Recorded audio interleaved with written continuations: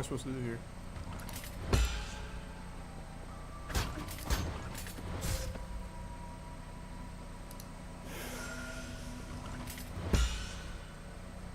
Am I supposed to...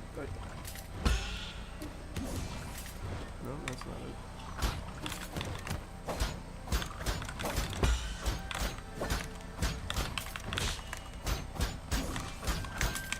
Oh, I see. Wait. Nope, that wasn't it.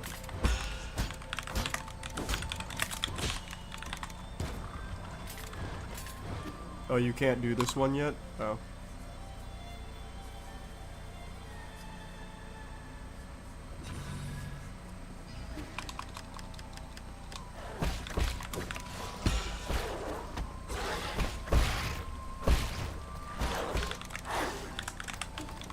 Come back.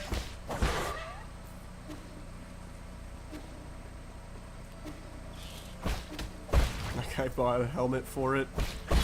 So I'm tired of getting this shit slapped in my face.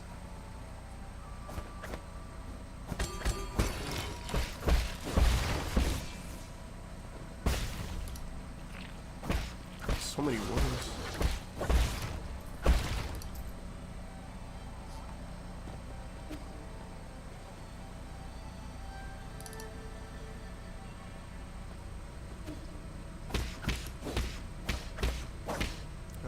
Wait, does this do it? No. Damn it. Keep wasting arrows.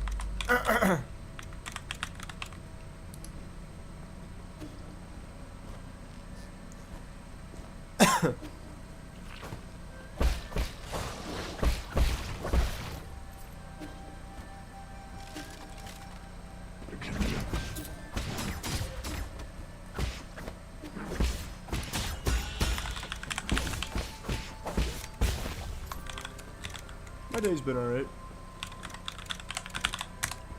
There's a hurricane here, so not ideal.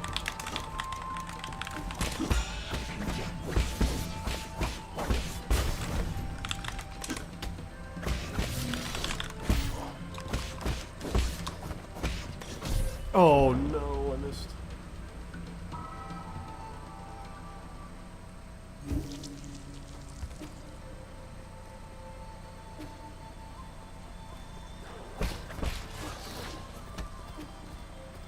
I don't think it's worth to clear all of them. I just don't get a whole lot of like gear for, or not gear, gem for it. This guy I do need to kill though.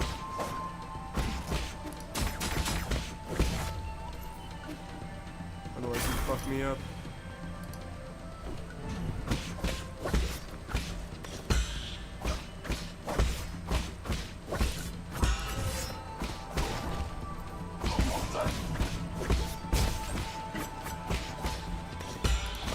Clean. Damn, that was clean. Wait, why can't I use my butterfly? There we go.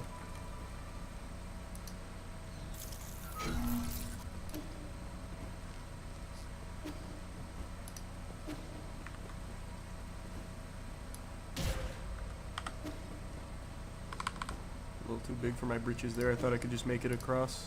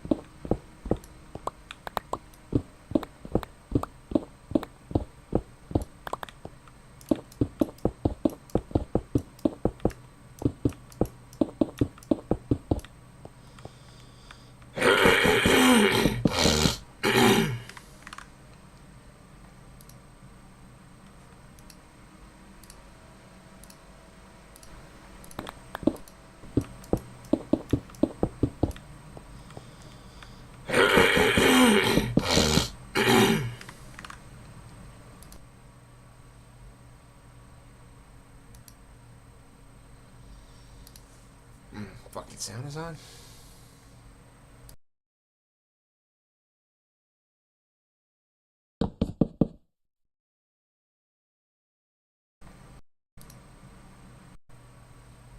Fucking sound.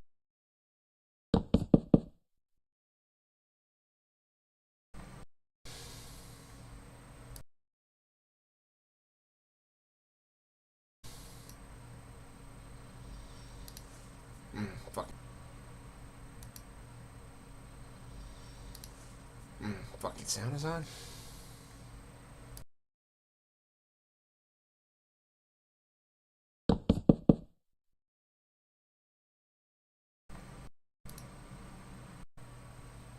Fucking sound.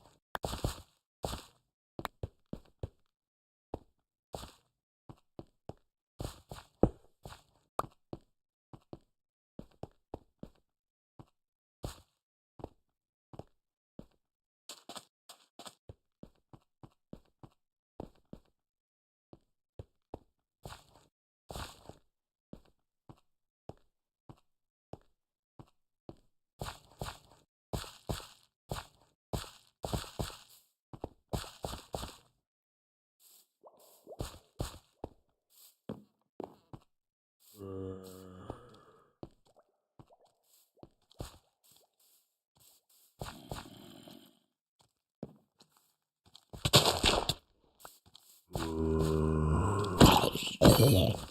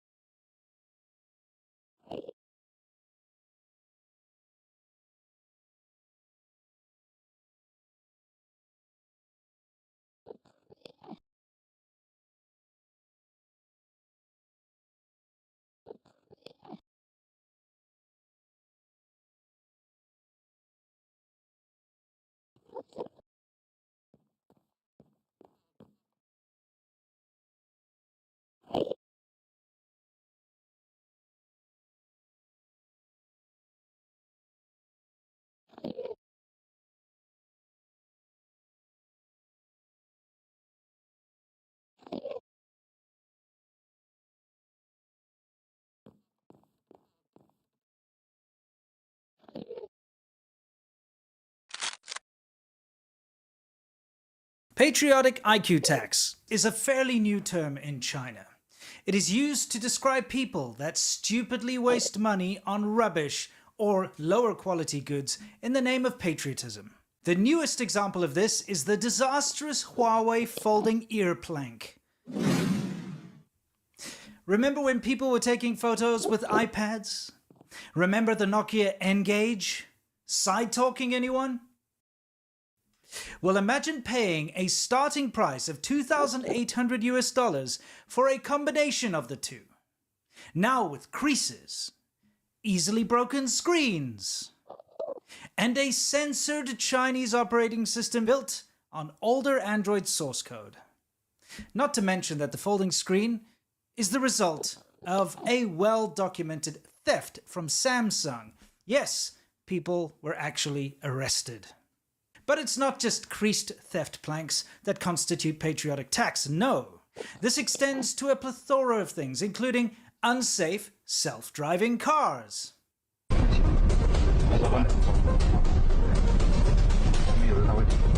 你不要撞到这个白车啊！不会，你别动。我不动啊，还不动啊？撞上了！上车！不是说他自己会刹车吗？ Exploding phones. 爆炸了！我去年8月11号买的小米手机爆炸了！爆炸了！小米手机爆炸了！爆炸了！小米手机爆炸了！爆炸了！小米手机爆炸了！ Finger pinchers. 您可以来试一下，它是轻轻的扑出来，我走开了。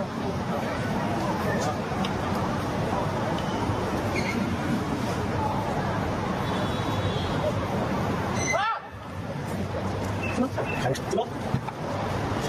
夹着你手了？哎呀，不好意思。错手夹住我。 And boring movies.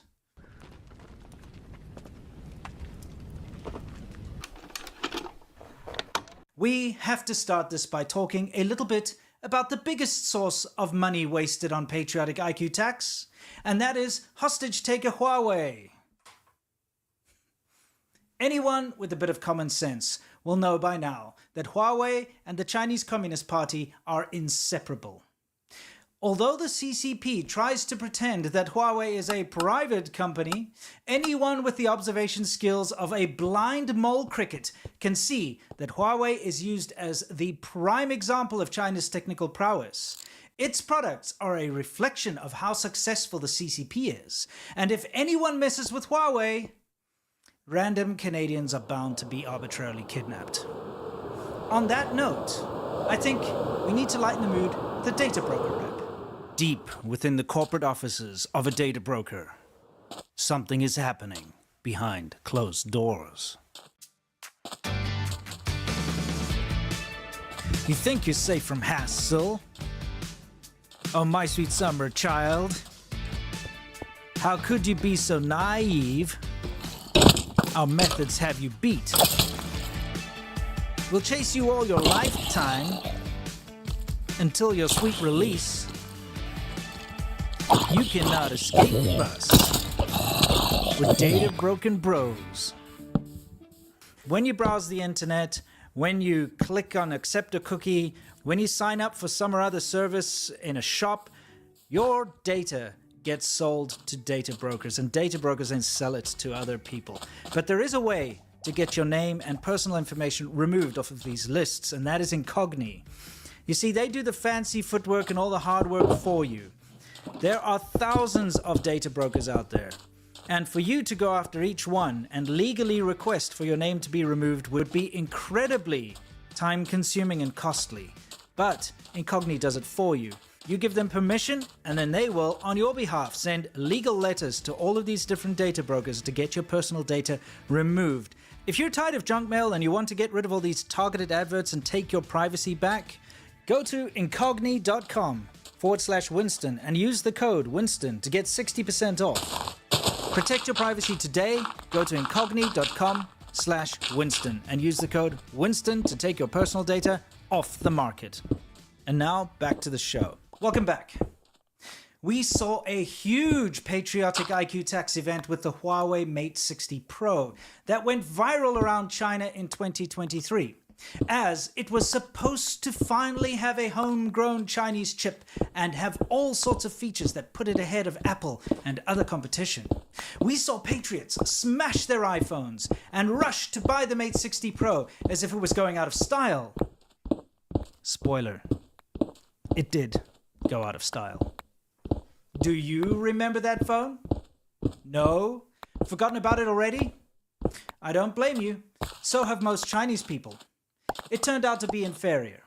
The satellite features didn't work as advertised. The chip turned out to be an unexciting and pretty mid chip. In fact, the homegrown Kirin 9000S chip that powered the phone turned out to be worse than the already 3-year-old predecessor Kirin 9000, which was of course built using foreign technology.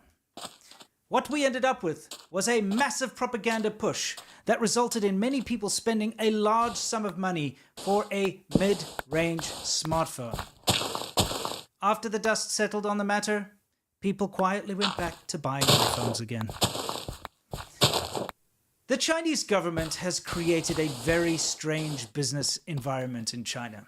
They can more or less guarantee that a product will succeed or fail by harnessing the power of patriotism. It sort of works like this. A foreign company invents a product or service. The Chinese government lures the company over to China with the promise of access to the massive Chinese market. If the product turns out to be popular, say for instance Uber or Google Maps or whatever, the Chinese government then ensures that there's a homegrown reverse-engineered copy of the product/service and then bans the original service/product, citing some or other vague threat to Chinese state security or social harmony or whatever they feel like using as an excuse that month. The populace is then told that supporting Baidu Maps instead of Google Maps or Didi Dache instead of Uber is the patriotic thing to do, and that China is powerful and doesn't need to rely on the outside world. That way, companies that wouldn't have had a chance to compete on their own merits are artificially boosted and made successful. Trust me, I was there at the beginning. The Baidu services were appalling. Google was way better, and all my Chinese friends were loving using Google Translate, using Google Maps, using Google as a browser.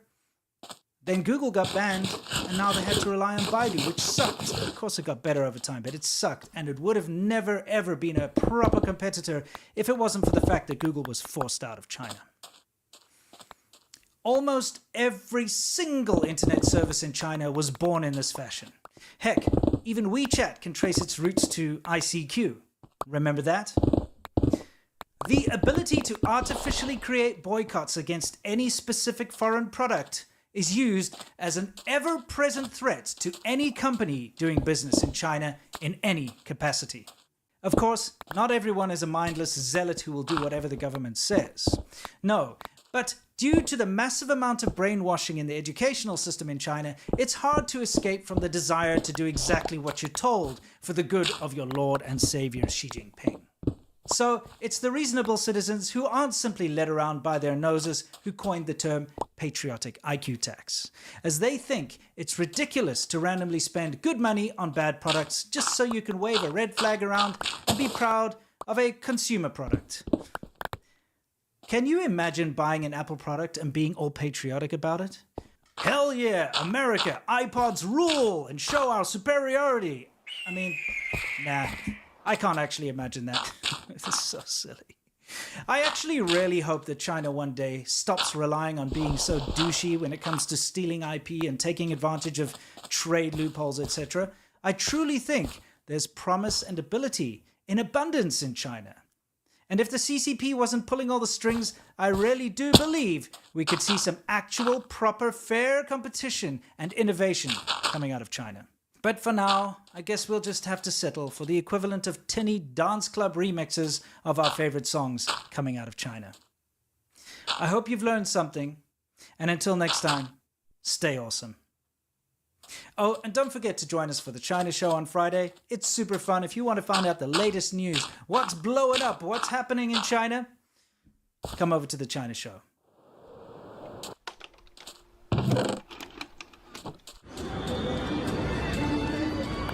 Bruh.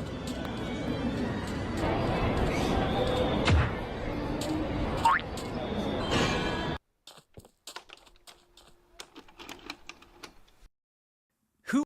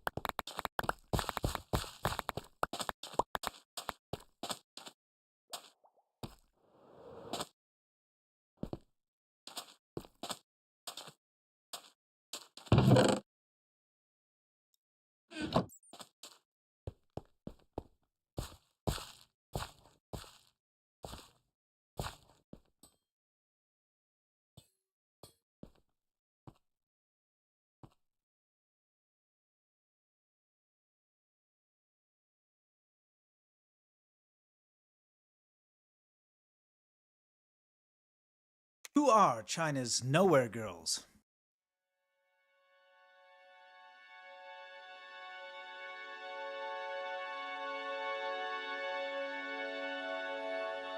Just who are China's nowhere girls?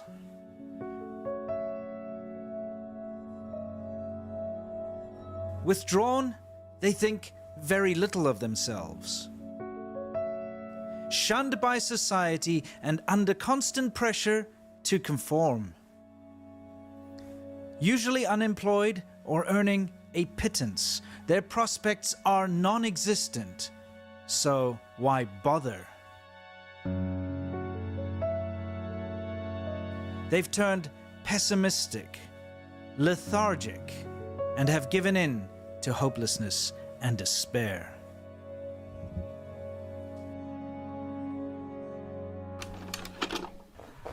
China loves to come up with these little catchphrases to explain away huge swaths of people.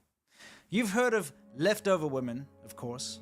These are women who, even though they're about to turn 30, have the audacity to have remained single.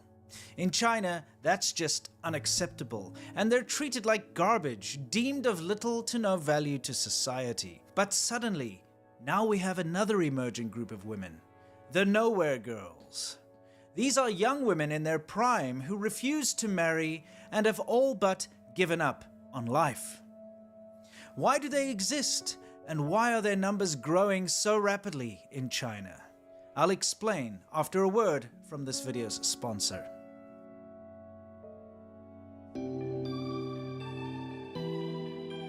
I think we can all agree that there are enough things in life to worry about and stress us out, and internet security just shouldn't be another thing that we add to the pile. That's why I suggest using a VPN. Share of security today. Rough time in China. There's a weird dynamic in Chinese society. You know when you hear people in the West complain about misogyny, toxic masculinity, male privilege and all that other stuff? Well, at least in the West there's some recourse. At least there are laws in place. But in China, it truly is a country of misogyny, toxic masculinity, and male privilege. I mean, just look at their government. See any women there? Nope. Other than the ones serving tea, of course.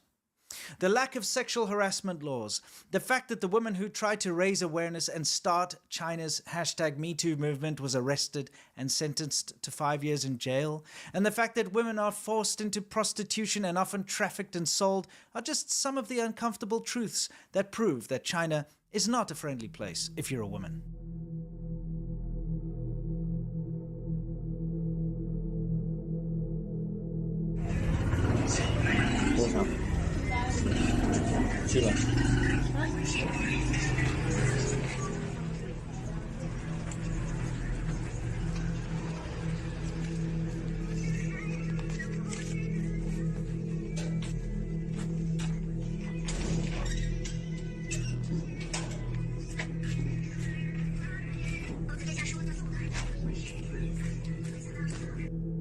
I know there will be some people that think this is a good thing, but I assure you that it is not. A government that truly suppresses women's rights and treats them as second-class citizens is a government that truly suppresses men's rights too, and the rights of all citizens. So, let's start with job prospects. If you're one of the hundreds of millions of impoverished girls in China, you have very little chance of getting a good job. Even with an education, you're looking at low-end factory work, or if you're lucky, you can make it big as an electronics recycler in Shenzhen, or grab some very low-paying office work. These lower-paying jobs often require incredibly long hours and harsh working conditions. And at the end of the day, the money made is hardly worth the effort.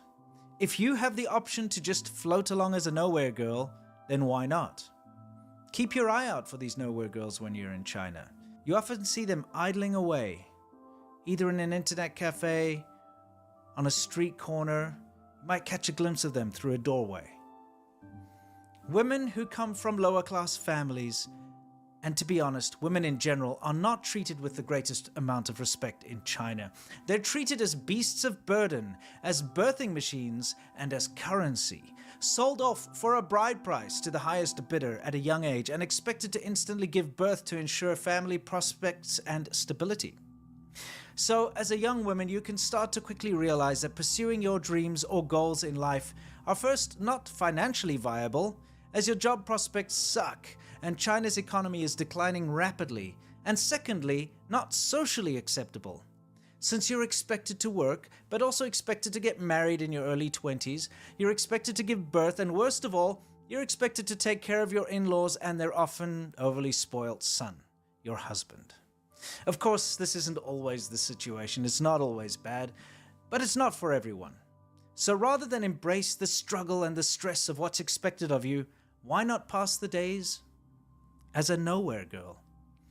You see, leftover women have options. They're usually the ones that focused on their career and are successful, affording them options like the current trend of these 30-something Chinese women now studying postgraduate degrees in the West. They have the money, so they can escape societal pressures this way and forge ahead with their life and relationships free of their labels and pressures in mainland China. Nowhere girls don't have this luxury. They're young, they're broke, they're pessimistic, and they're forgotten. I hope this video has helped shine a light on this very large and growing segment of China's society. I truly believe that every single human being has worth and value, and I implore anyone who finds themselves in a seemingly hopeless situation to strive to rise above it, no matter how impossible it may be. I, for one, will never give up on you. Thank you all for watching, and please join me for up-to-date news, funny segments, and everything China on Friday for The China Show. Stay awesome.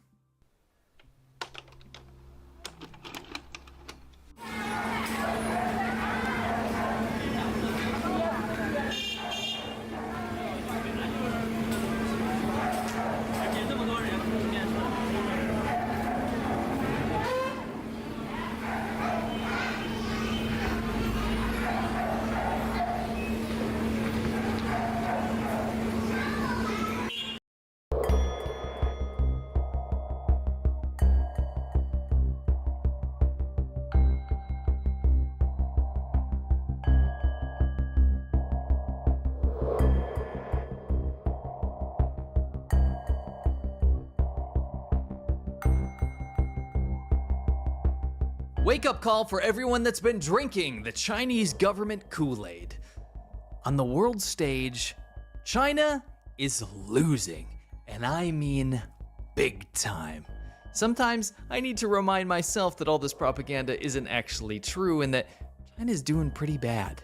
In country-to-country terms, success is not only measured by how things are at home, but by how many partners and allies and ties that you forged. And in this case, it really is about the friends that you've made along the way. I'm gonna let you know how China's doing on a global scale, and just to make it easier for the Chinese government to understand, because I know that they're watching, judging by the insane amount of bot account comments on my last video that left me comments saying that I've never been to China before, so that people shouldn't listen to my video. Lived in China for 10 years, bro. Anyway, the way that I'm gonna judge China on a global scale today is gonna be based on a child's report card scale, so that they and you guys can understand very clearly. Guys, I'm super close to 1 million subscribers. In fact, it might already have happened by the time this comes out, but if it didn't, have a look down there and make sure you're subscribed. I'd really appreciate getting that gold play button. This video is brought to you by Incogni. You ever heard of a data broker?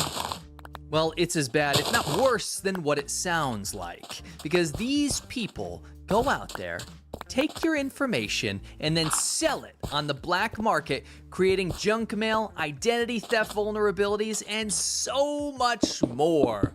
All just for you. So why do these data brokers do it? Well, there's money involved. They get tons of money for selling your information, like your name, your email, your address, your gender, your phone number, your education, your IP information, your relatives, alias, social security number, your employment history, your shopping habits, thousands of companies are collecting and aggregating and then trading your personal data without you knowing anything about it. And that's why I love Incogni. Incogni is a company that goes out there and requests that data brokers delete that information that they have about you, and then in turn, your privacy is protected. The bad news is that if you were to go do that by yourself and go contact all these data brokers, it would take you forever to do that. But Incogni does all that messy work for you. Take your personal data back with Incogni. Go to incogni.com/cmilk and use the code CMILK to get 60% off an annual Incogni plan. Take your personal data off the market today. Go to incogni.com/cmilk and use the code CMILK for 60% off an annual plan. Thanks. So, how is China doing on the US front? If there's one thing that China has shown us recently, it's that it doesn't have peaceful ambitions and cooperation and collaboration with other countries, and definitely not with the US. In fact, US Ambassador Burns, who lives in China, said, "I've been concerned for my 2+ years here about the very aggressive Chinese government efforts to denigrate America, to tell a distorted story about American society, American history, and American policy." He said it happens every day on all the networks available to the government here, and there's a high degree of anti-Americanism online. China's been running the biggest influence operation I've ever seen against American society and Americans in general. Potentially you watching if you're American. Through fake AI news, through social media networks, through social media short form platforms you might be familiar with, through predatory practices like cheap companies and loopholes, and so much more. Anyway, they've failed to be diplomatic with the USA. They've stolen trillions in intellectual property. They've been telling their citizens that the USA is the demon enemy of the world, and they're even teaching their children through curriculum that the USA is their mortal enemy. Pair that with China trying to buy up all the US farmland. By the way, Americans can't own anything in China. Harassing Chinese dissidents and Chinese government critics in the US, and bam, you failed diplomatically. No wonder Americans are getting stabbed in China. I give China's diplomacy report card with the USA an F. However, spending billions of dollars on tearing apart American society through influence operation and information warfare isn't the only thing that China's focused on. How's China been doing in Central Asia? This is an overlooked region, I'll tell you why.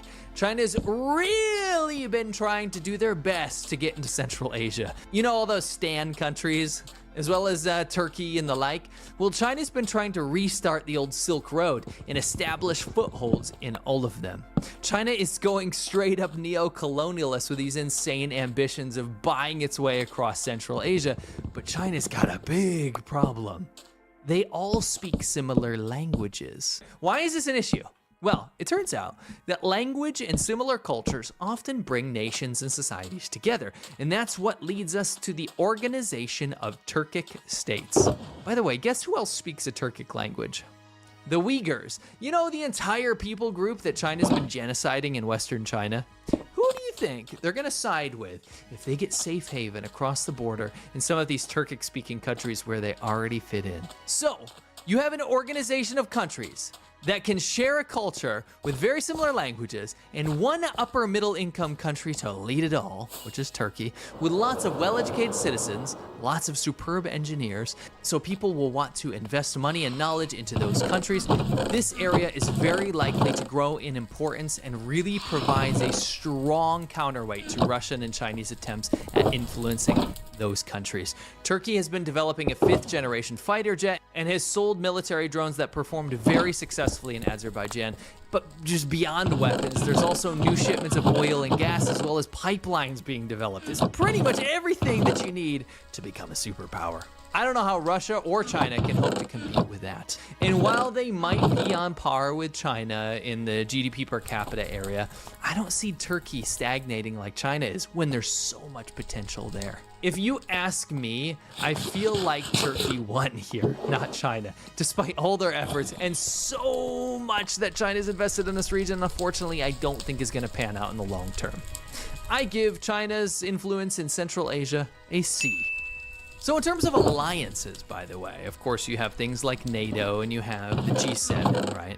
You also have the Quad, which is the US, Japan, Australia, and India. And you also have the Quad Plus, which is not really official, but sometimes it includes Korea and Vietnam and Singapore, Philippines. maybe Taiwan, potentially the Organization of Turkic States, which I just mentioned. China has no peers in this sphere. These are alliances that are so much more powerful than anything China's been able to drum up. Now, what about China's influence/relationship with Russia? This one's really interesting. China and Russia appear to be best buds at the moment. For all intents and purposes, China is supporting Russia's invasion of Ukraine, while pretending that it's not doing that. The real thing to look at, though, is not how they're acting together now, all chummy and buddy. It's actually to look at how they're probably gonna act when Russia heads into potential collapse.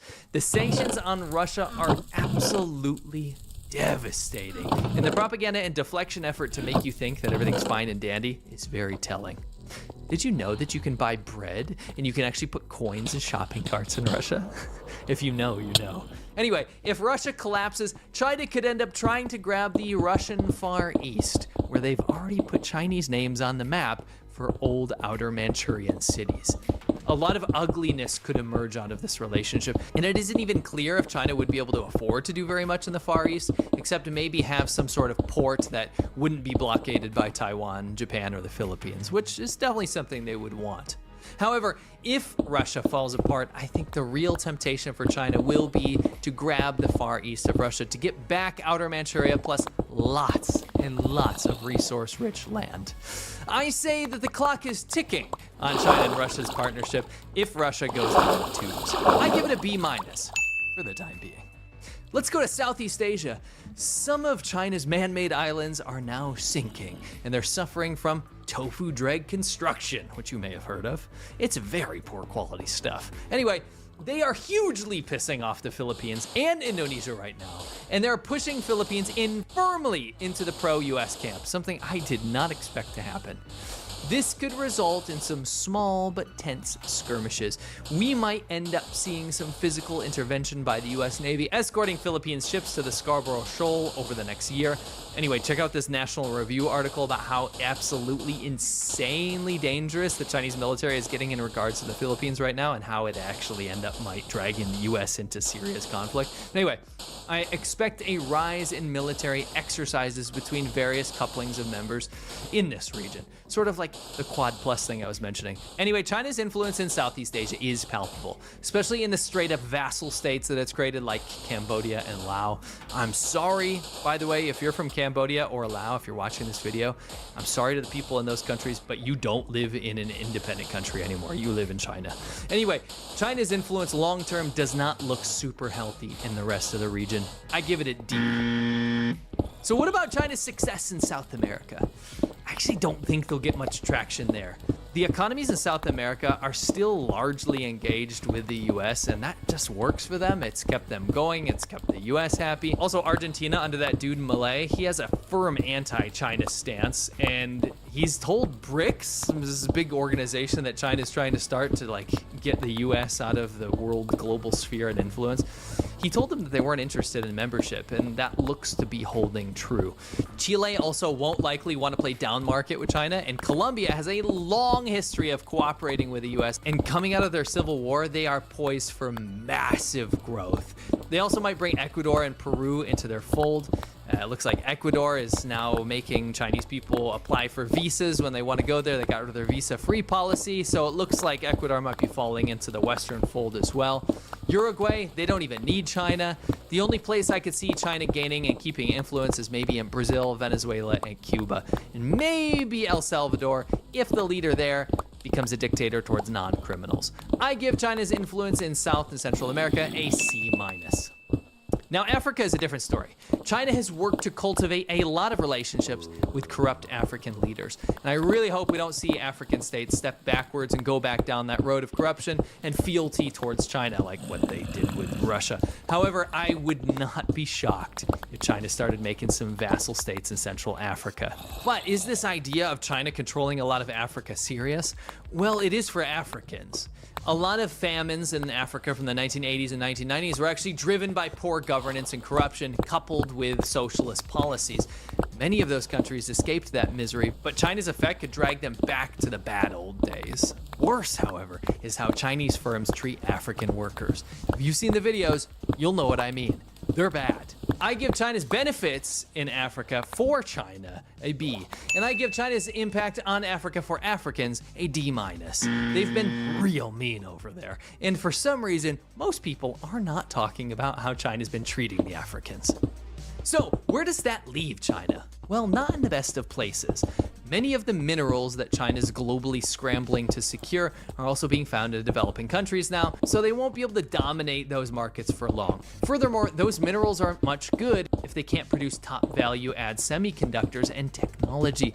And I doubt the current restrictions on technology will get loosened. If anything, China might also actually get sanctioned. So China starts to look a lot like the Soviet Union did before it collapsed. Maybe they assemble some vassal states, maybe they're able to separate from the rest of the world for some of their basic needs, but they'll still be begging for help to meet basic food needs, because remember, China imports most of its food. China will be much less able to capitalize on their resources, and they will be stuck in a middle income trap. They will also end up spending a ton on the military, but they won't have the growth to easily pay for it. Now, we know where that led the Soviet Union. So a desperate, struggling superpower that didn't quite make it. It's basically what China is. Countries like that tend to make rash military decisions, like, you might be asking, when are they gonna invade Taiwan? But in all reality, I think most military-minded people in China would see that invading Taiwan would be absolute insanity right now. The Ukraine war plus the effects of sanctions have made that very clear. However, the way China works is dangerous. No one will give the bad news to the guys in charge, and therefore they make less informed decisions. This can lead to dumb stuff happening. And that's not even considering how much of their military might actually just be complete trash, like ineffective garbage. Remember those missiles that they found full of water instead of fuel? So for potential conflict, where does that put us time-wise? Maybe 2.5 years out, China will try to invade or skirmish with Taiwan. If they actually try anything more than skirmishing, it's likely to blow up in their face, like real bad. Or maybe there's an invasion and the military just takes over the entire country. China's probably gonna start meddling more in Central Asia, more than they ever have, to try to really get their foothold there. I suspect that they'll try to push Russia around a little bit more, maybe even skirmish on the Far East border to grab some of that land. In many of these scenarios, and maybe even just for supporting Russia in the Ukraine invasion, China might end up under sanctions. They know this, and that's why they've stockpiled so much stuff. However, Russia did this too, and it didn't help them out very much. The real takeaway is the important part. Did you notice something that was not part of my analysis? That's China's engagement with the Western world, or developed countries like the US or the countries in the EU. It seems that the US has already found and made plans so that China is really just left with scraps. I mean, Mexico has already replaced China as the USA's biggest trade partner. In fact, it's so bad that China's been trying to set up companies in Mexico to mitigate this, but all that's really been doing is driving up wages and getting more help and labor to Mexico and helping Mexicans. It's not hurting the US. China will most likely stop growing. It will stay not rich. It will scare away more investors and Western firms, and it will butt heads more with Russia. It will end up increasingly isolated and bitter, and there's not much they can do about it. India, Vietnam, Mexico, Colombia, Thailand, the Philippines will probably take over much of China's business that they just lost. Maybe in 10 to 15 years, businesses will come back and consider investing if the leadership looks hopeful, but here's what an expert said. China's most likely in for a lot of eating bitter, except with nothing to gain from it. I suspect in 5 years, most people will care a lot less about China. China will kind of be like North Korea, blustering to get headlines, but not taken very seriously. So if the Chinese government overall, globally, were to get a report card, on the report card it would say, "You're not failing yet, but please see me after class." And then they'd get a very stern talking to about how they need to improve before they throw their future away if they don't change now. If you guys like this video, you're probably gonna love my show, The China Show, every Friday, where we talk about everything that's happening in China, the good, the bad, the ugly, the awesome, the viral, the crazy, the bad, all that stuff. You're definitely gonna wanna make sure you're there if you wanna see everything that's happening in China up to date every single Friday. Thank you very much, and I'll catch you on the next one.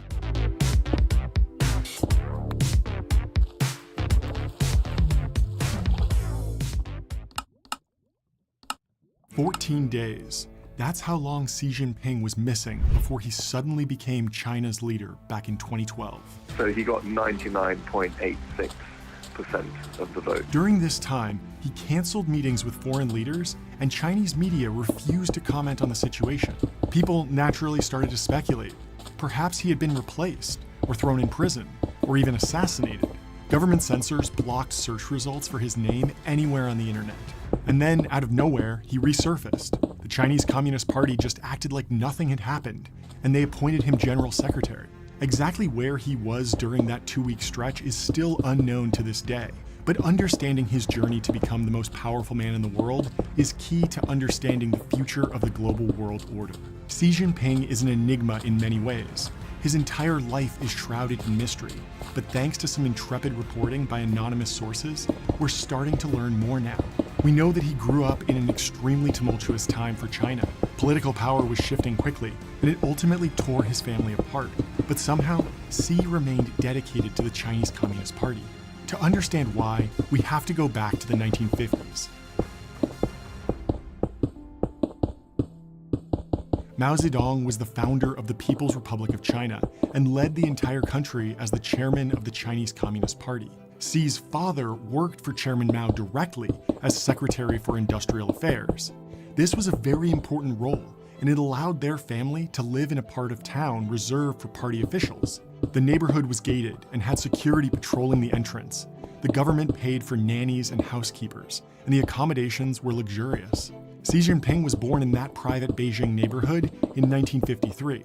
Although he wasn't directly in line for a political position, he was practically royalty. His father was critical to the founding of Chairman Mao's empire and was routinely featured in party propaganda.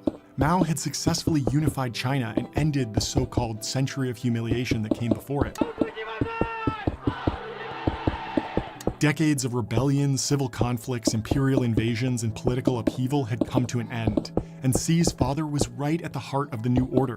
But even though he was a hero in the political realm, Xi's father was a strict disciplinarian at home. The children of Mao's revolutionary compatriots were called the Red Second Generation, or princelings, since they were set to inherit this new unified government. But parents were worried that these princelings would become entitled, so they enforced strict rules at home. Not much is known about Xi's mother. She's still alive today at over 90 years old, and Xi keeps a picture of her on his desk, but reports show that she's kept a low profile on purpose. Xi didn't spend much time with his parents growing up because he went to an exclusive boarding school, but his time living a fancy life as part of the political elite wouldn't last long. Mao Zedong was working to abolish private ownership of farmland and build up Chinese industrial capacity, but it wasn't going well. This so-called Great Leap Forward led to mass starvation, and even Xi's fancy boarding school couldn't get enough food to feed the students. Dictators like Chairman Mao put loyalty above all else. It didn't matter if people were dying left and right, as long as they could still rule with an iron fist.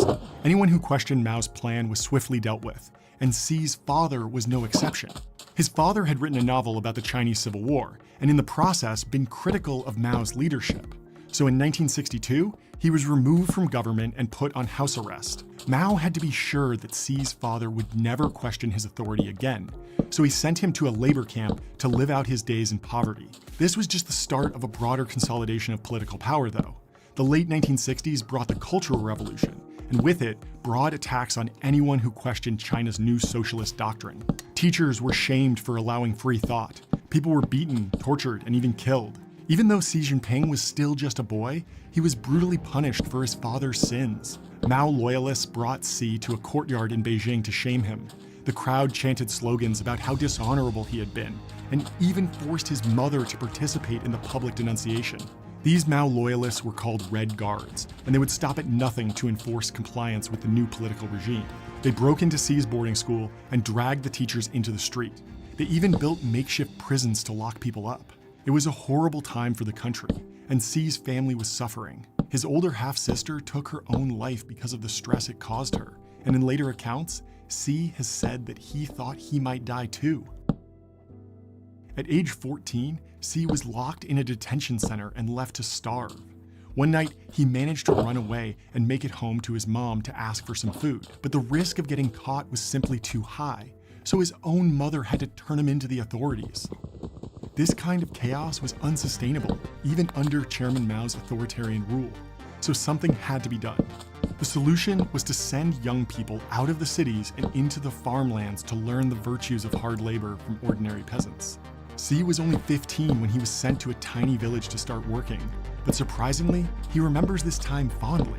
For Xi, it was an opportunity for personal growth and a chance to become a stronger man. Survival in Beijing had become increasingly difficult, so Xi was excited for a new beginning, even if it meant leaving his family behind. But his time on the farm was far from his expectations. He was forced to live in a cave with very little to eat, and the locals didn't even like him. He started smoking cigarettes just so that he could take more breaks from the hard work. After only a few months, he couldn't take it anymore, so he escaped and headed back to Beijing. His plan was half-baked though, and he was arrested almost immediately for his mission. In 1975, he managed to earn admission to a university to go study chemical engineering. The Chinese academic system had been gutted during the Cultural Revolution, and nearly every class had been restructured to teach the writings of Mao Zedong. Getting into a good university was no longer about getting good grades and passing the entrance exams. The name of the game was getting a strong recommendation from a local party leader. Even though the classes were more focused on Marxist theory than solving true engineering problems, the degree was enough to let Xi qualify for political positions. So he called up his father, who was no longer a political exile, and asked for some help. His father was able to get him a job with a military official as a secretary. It wasn't glamorous work, mostly just managing schedules, taking notes in meetings, and helping with speeches, but it allowed him to form relationships with senior army officials.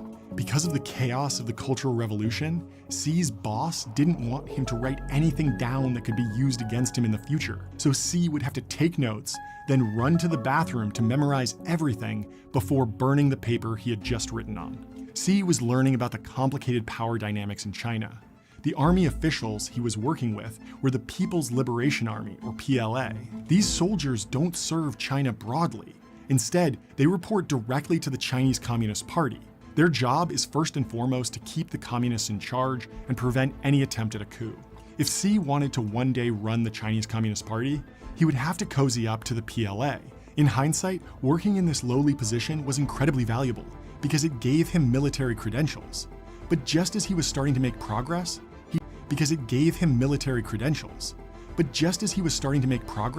he decided to completely change trajectories. He again returned to the poor rural Chinese countryside to integrate with the average worker, this time as deputy party secretary.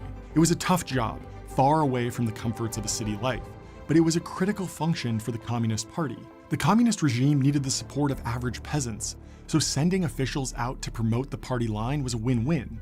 Spread the message of communism while identifying future party leaders. Xi Jinping had positioned himself perfectly to join the ranks of the next generation of Communist Party leadership. This was a critical moment, as the Communist Party was going through a major strategic shift.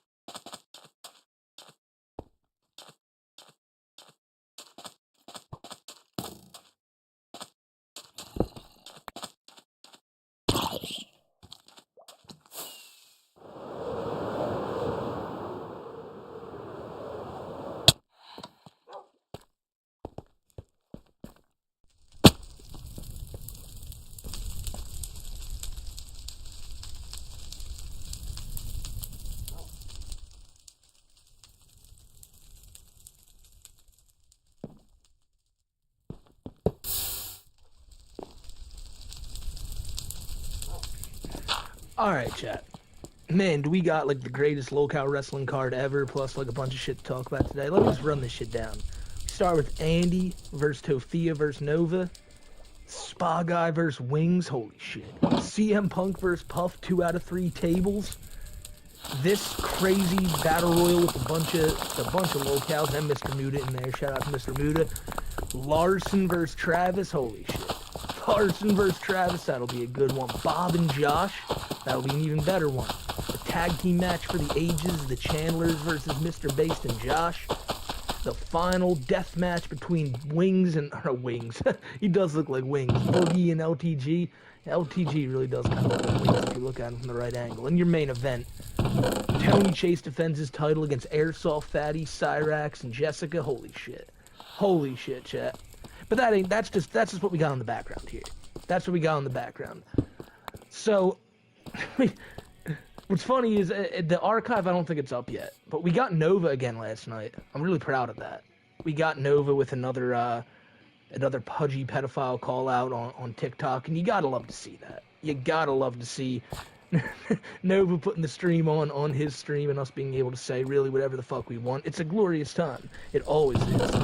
Man, what are you guys saying in chat? What's up, Dirty J? You dropped the 5 and Roach Dog dropped the 1. Yo, big shout out to you fucking goats. Already blessing up 6 of these motherfuckers in here, man. It's just all a bunch of goats, and it always is. Damn, Tofia, she was going crazy on Andy.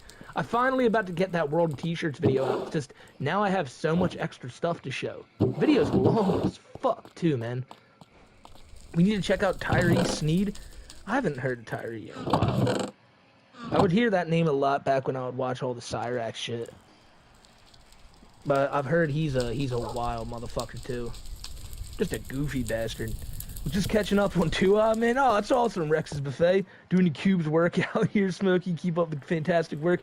Man, I hope you enjoy it. Last night's 2 was awesome. Today's about to be a great night. Club Doom's here. Club Doom is here right now, man. Dude, Innocent Bystander. Religious Sky Lasers. Fuck, dude, what a banger. What a banger. Have I been watching the Vince McMahon doc? Yes, on episode 3. Yeah, that shit's crazy. Add Mudang to Local Wrestling. I looked for him earlier. I looked for Mudang earlier. I couldn't find him. Trust me, I was a few steps ahead of you on that one. Mudang belongs here. There's no doubt about that. Tofia, oh wait, yeah, what was that? DSP's Fleshlight, who's got a worse odor, Tofia or Nova? I think it's the Big Toph. We've heard. Like I said, someone just said it in chat. Tofia's been fired for smelling that, like that, man. Christ. Club Doom, that song yesterday was an absolute banger. It was. It absolutely was. Smokey out here wrestling the locals. I mean, we have been getting into that like type of activity the past few weeks on Too High because Nova keeps putting us on his stream. What's a ladder match? Why is Tofia climbing the ladder? I mean, she shouldn't be climbing no ladder. That shit's lucky it didn't just crumble. Was wondering if you ever heard of Snapshot Eye. It's a UK locale? No. That's a screenshot for another day, my friend. Thank you for that. Rookie, my homie on Discord lives in New Mexico and says they've spotted Tofia, and if she sees them again, he'll send me a pic. Then don't, I would stay as far away from Tofia as possible. She comes charging at you, holy shit. Travis was blaming you and Kiwi for his depression that once. He does that shit. Travis is a motherfucker for that. Like we had people in his chat talking about how much they love Travis, and he just didn't like that. He just doesn't like a lot of people. And I don't really know why you'd want a live stream if you didn't want a bunch of people to watch. Hell yeah, perfectly timed stream gonna be a banger. I used to say that if even one person still enjoyed this shit, I'd love to see more videos. And it always makes me look really happy when I see a bunch of y'all here chilling and fucking just, we're all having a good time. But Travis seems like he just wants one person to enjoy it. Like, that's what he, like, it doesn't matter. Like, no more than maybe a few of the mods in there, but no, Travis is the GOAT. We all want to chill with Travis. He's gonna have to accept that. He's one of us now. Start a petition for you to create Mudang, and I'm down. I'm down with that. Oh, man. Smokey, did you ever consider playing Wrestling Empire? I haven't heard of that one, man. Shit. I mean, I've heard about it. I don't know if it's my type of thing. Try Sparkling Zero yet? I didn't even know it was out. I thought it came out in October. Man. So who the fuck else we got called that? Andy Ditch? Andy Ditch, like, commented on something today, Cyrax related, I saw. Like, Andy Ditch is always just finding other locales to try to, like, to, I guess, sympathize with or try to relate to. He always picks the worst ones, you know? I wouldn't be surprised if he starts being like, man, me and that Jupiter, we have a lot in common. Like, oh my god, Krabby for 32 months? Holy shit. Haven't seen a Smokey live in 7 years. Holy fucking shit. Krabby, thank you so much, you goddamn legend. Dude, yeah, Nova, let me go see if Nova posted anything recently on TikTok, and I say that because, again, last night Nova went live, and this always ends it right after he decides to let us talk, which is kind of strange. Nah, Nova ain't posted in a day. Is Tony Chase aware of us? I don't think Tony Chase is aware of, like, anyone. Like, anyone who covers any of this shit. I don't think he knows anything about this. Tony's very, like, he only follows what he follows, and that's, like, fashion and, like, pop culture shit. Spoken to Sig playing Mafia 3 and hanging out with the homies. Sounds like it's gonna be good. Grooviest, man, I hope you have a good fucking Thursday, man. Mafia 3 was lit. I missed that game. There's that new Mafia coming out, too. Hopefully that's good. The old country one. Tony would probably think that I'm the satellite man documenting him. I feel like, yeah, Tony would probably not like a lot of the people who talk about him. Because he just doesn't, I don't think... So, I've heard a video before. It was the one on that Horse Puckets channel. The Calls with Tony Chase, where they brought up Mark Ray, which is Tony's real name. And Tony was not having that. And then they brought up, like, Tony's brother, and he was not having that either, pretending like they don't exist. Because remember, his parents are Walt Disney and Doris Duke. He's not a fucking Ray. But yeah, you bring up Tony's actual life, it seems like he's, like, really against that. It's been a while, Smoke, having a cigar and a beer and playing Doom. That's fucking tits, man. That's awesome, Steve. Much love to you, brother. Oh my god, Nova picking Andy up for a French onion suplex right on his dome. And I think Nova may have just won that Cowserweight title. No, Andy kicks out. You fucking kidding me? You fucking kidding me? Andy Ditch kicks out of the French onion suplex. That's a hard feat to accomplish, my friends. Gotta go grab some dragon's milk after work. What type of Tony the Black Dragon shit is that? Oh my god. Nova brings down Andy again, but Tofia's right there to break it up. Get back in the ring, Tofia. I know. Yo, I died. Oh yeah, Nova was calling us a bunch of dick shits. Like dick shits. What does that even? What does that even mean? A bunch of dick shits. But that's just how. This is how he is. Smokey, what's the average age of your audience? You want to know the statistics? The statistics are pretty much like 45, and like, what's it called? Like 18 to 34. Or like it's like 18 to 26 and then 26 to 34. And then it's like old people, like older people, and those are the diehards. I love my 70 to 80-year-old viewers, the people who put their ages in Google as 99. You know, yeah. Fucking Tofiachu wins it. Tofiachu, the GOAT. And oh my god! She's not fucking around. Tofiachu is not fucking around. Besides, she's just victorious in every sense. In every single sense. Winning every title there is and taking out everybody there is. Christ, Tofiachu. What the fuck? Big win for the Toph, but we need an even bigger win for the Spa Guy. For the one and only Spa Guy. Against that dastardly Wings of Redemption. Man, chat. Who do you think got this one? The thing is, like, sentimental, you gotta go Spa Guy. Spa Guy's number one. But Wings is just a killer. In low-cow wrestling, ain't nobody take down Wings. But can Spa Guy be the one? He looks pretty goddamn intimidating in there against Wings. Wings is looking at a monster, and Spa Guy is not letting up, bro. So one day you're gonna be at Walmart and see him? I know. Holy fuck. Do you think I've had that fear before? Like being in the grocery store and just seeing just hearing "spa" from across the store, and then just seeing aisle after aisle toppled as he just charges through like the fucking juggernaut. That's a real possibility sometimes. You can't go and just pick up chips and some Powerades without the spa guy running a fade on you, Doom, right? Spa guy's a water type Pokemon. He is. You see the bathing suit? Rax's GoFundMe only has 10 Australian dollars, so he really only raised $7 US. Well, Noel Garrity, let me tell you something here. That's hilarious.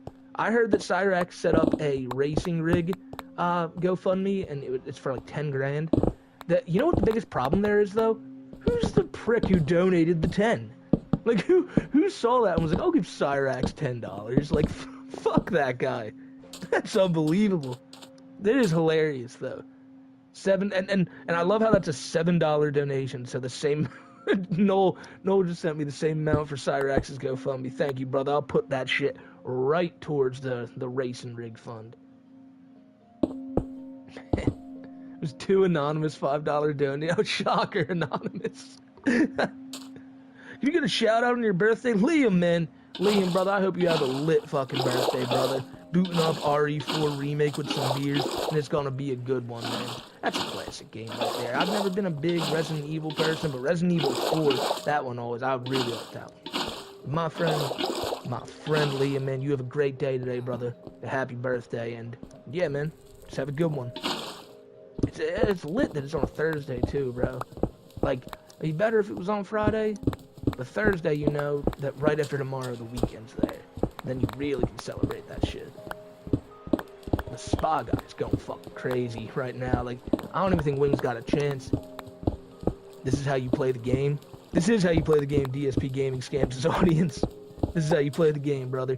The spa guy is the only one hope we have to take down Wingo. And Wingo ain't getting shit done right now. You gotta love to see it. Spa guy here is raking the back of Wings. Wings gets back to his feet, but not in time for the spa guy to hit whatever the fuck this is. But Wings reversed. Oh my god, no. No, spa guy. Best channel of ever. Thank you, Price Money. Thank you for that, my friend. 1 year a member? That's wild, Weezers. Thank you for being... And look at that. Weezer's been around for a year. Umaga's smoking on Grab It with the David's been here for 9 months, and it's time to take a dab. I think it is, too.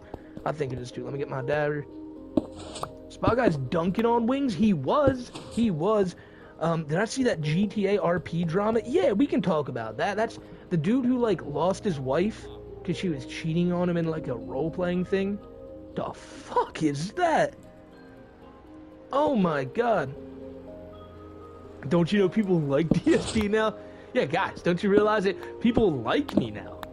People realize that I'm the king.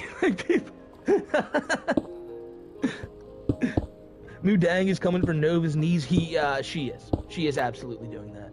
Wingo here with a huge power bomb on the spa guy. Wasn't that a VTuber, was it? I just thought it was some random person. Wings now. Oh my god. With a crunch wrap? I don't know, the crunch wrap ain't putting away spa guy, is it? No! No, he didn't even have to hit that Chili Mountain drop.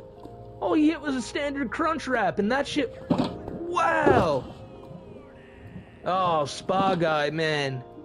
He's about to start just bum rushing through the crowd.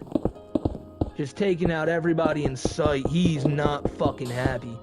And the people aren't happy about it either, man. Wingo here with a victory over Spa Guy. Brutal happenings here in Local Wrestling. Authorized personnel, what's up, man? How you doing today? 15 months, man, that's fucking crazy. This one I like a lot here, chat. It's a chance to get another one of our favorites to hopefully get a win for the greats here in Local Wrestling, because it's Puff taking on the Local of Real Wrestling, CM Punk, in a 2 out of 3 falls tables match. Meaning to win this match, you have to put the other guy through 2 tables. It's kinda sick. So let's take a dab. Let's watch what happens here between Puff and CM Punk, and by God, Puff, you need to win this. Puff already starting hot, hitting that Eddie Guerrero 3 Amigos. Puff took a lot of inspiration from Eddie Guerrero. New Jack, you want it, Wiggs? I think New Jack might have to return to the squared circle to take on Wiggs. There ain't no doubt about that. Puff, man. The whole Cobra verse. I haven't even heard much from Josh, but then again, I haven't been like focusing on that ever since Jessica left again. CM. Look, is Mudang Neptunic? I don't know. That's something you'd have to ask Nova. He know better about that. Now, I'll be honest. I was really taken aback last night and really disappointed in Nova when he said fucking what's it called that. Oh, I don't know who Mudang is, and I don't give a shit. And I was like, who the fuck are you? Like, who are you to say that about Mudang? Like, Mudang did nothing to you. They will, now that you've said that. Your knees are basically a distant memory. You can enjoy them now. But, yeah. Like, what was that, man? Just talking crazy reckless on Mudang. You want another Nova interview? No, you can't. It was so bad. It was so fucking bad. Nova may be the worst live streamer of all time. That's why. Like, his own live streams are no better. Kiwi versus Smokey in WrestleMania when we've had Kiwi versus Tito in Locale Mania plenty of times. What's up, Alan, man? How you doing? Mudang versus Nova, make it happen. I'd love that. I'd love that, but we gotta get a Mudang in here. Jordy was powered up by his idea of Boogie and him getting it on in the woods soon. That's what I was thinking, William. Like, that's the facts. I don't know if y'all heard about that. So Wings and Boogie are going out to the woods to film content for Locale Live. Now, the thing is, right? For one, why isn't Keen going? This seems like a three-man trip. It seems like it's the movie without a paddle, but there's only two of them. It's kind of like Seth Green didn't show up. And, I don't know. Like, the first time Wings didn't go on the PKA trip, Kyle and Woody didn't go because they both thought it would be weird going with just two dudes. Now, I believe Wings and Boogie are bringing their significant others, being, the young girl that Boogie dates and Kelly for Wings. That doesn't make it much better. Doesn't make it much better at all. It's gonna be weird. They probably won't last more than a couple days. And, yeah. Yeah, that's that. I don't know. If I'm being honest with you here, Wings and Boogie in the woods, like, we've already, 10 years ago, Wings flaked. But Wings is already there, apparently. It's all at a campsite near Keen's house. No, there's probably a Burger King 3 minutes away. Every time the stream ends, they're just gonna hustle down there as fast as they fucking can. So, did you see they aren't even going to they're staying in a motel each night? Wow. Hey, man, I'm not a camping guy myself, but... Oh, my God. OFS in chat. Maybe you don't know... Maybe you don't, because, like, they're going out camping in the middle of nowhere? Where's that orange guy when you need him? From Blade's Christmas stream? He died. And that's not... Orange apparently died August 13th in a car accident, or August 7th. Can someone correct? I heard people have been saying that a lot. I haven't seen any proof of it other than a lot of people saying that Orange died. And yeah, the dude in the orange shirt who was fucking with Blade on New Year's and Christmas, he's dead. Yeah, Willie and I'm not. That's not a joke. That is not a joke. Oh my God. Who's the lizard man? That's Puff. Yeah, so Orange is another one who passed away, who will dump milk on Blade now. Well, funnily enough, when we started watching the RV people, and so the first ever time I saw Orange on a stream, there wasn't just Orange. Now, if you go back, if you're a member on this channel, it's still available for members, the old Smoke shows. And I had to make them just for members because some of the old IP2 shit was crazy. But, yeah, Orange passed away on August 13th. Yeah, that's crazy. And, but I used to cover it, and the first ever time I watched one of those streams. They were on an RV, and it was not only Orange, but it was another dude named Purple. And Purple decided to mace the shit out of Attila. Attila was this crazy guy. I don't even know. I'm just getting too much into this now. But that's the first table, and I don't like that. Because now Puff is down 1-0. That's one table that Puff has already gone through. And if he goes through another, this is over. He's got to put CM Punk through 2 now. We cannot have Puff lose this.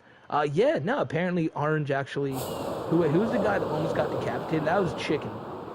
That was because they were working on the RV when it got hit. That was like the last time I remember watching one of those things, because after that, they didn't even have an RV anymore. Orange passed? Yeah. Yeah, that's what like I said, that's... I've been hearing that a shit ton. And they try to, like... I mean, Rick Rude, like, it's all on camera, like, for the most part. It's weird. Yeah, Gucci's. There was even an interview with Chris Hansen after Rip Blade and the Blades. Yo, where Mudang? I wish we had Mudang here, brother. There sadly is no Mudang available in this game right now. Look, it's like Orange. Orange. Man, dude, those things used to be crazy. We were talking about it last night on Too High. I would love to cover some of that shit, because that's really where, like, I started, that's really where I started, what's it called? Like watching those live streams for the content on the channel. Because a lot of times I would just read Chris's jail stuff, and then when we started watching those, that shit was funny.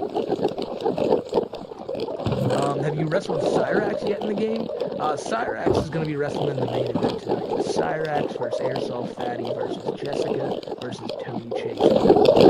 TX2 really unnecessarily happy about that. You're going to make a mood dang for me? Thank you, my brother. Orange passed away in a driving wreck and driving on Duster. That got back on his Orange is the guy Blade hung out with on the Christmas stream. Fuck. Look, have you read the comments on Chris Chan's new website? I have not. Oh no, Puff, no! No! Oh god damn it. Puff loses 2-0? Are you kidding me? So Spa Guy can't win. He's just on a fucking tear right now in low-cal wrestling, and I won't have it. I won't fucking have it. What's the next match? Oh, is it the Big Battle Royal? It is. But look at all these lame names in this thing. We only have a few chances at good shit happening here. Ethan Ralph, only use me later. Jupiter the Hybrid, White Bowser, Tipster, Darkside Phil, Papa Chew, and Mr. Muda. Holy shit. That Lol-Cal Mania Battle Royal, who do you think's gonna win, chat? Jupe already just dropped Papa Chew. Tipster's about to drop DSP, and Bowser's trying to get Blade out of here already. Boo, you're booing everybody, man? CM Punk politicking his way to win, right? Rip Orange, bless everyone here for 1,000 of milk. He's serving. Bless all the homies with that milk. So Tipster... I mean, so who do you bet on? Like I said, Bowser, Tipster, Jupiter, DSP, Blade, Papa Chew, Muda, and the other one. Who do you think's doing it? Tipster? Papa Chew? Papa Chew? Look at Muda just suplexing. Suplexing the White Bowser.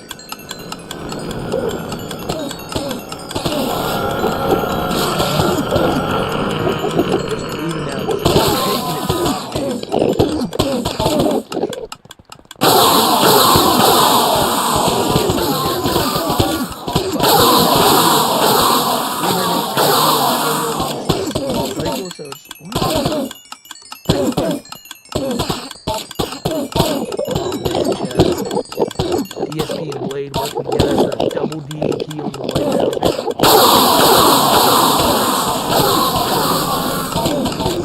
You want to see Jupiter get angry? I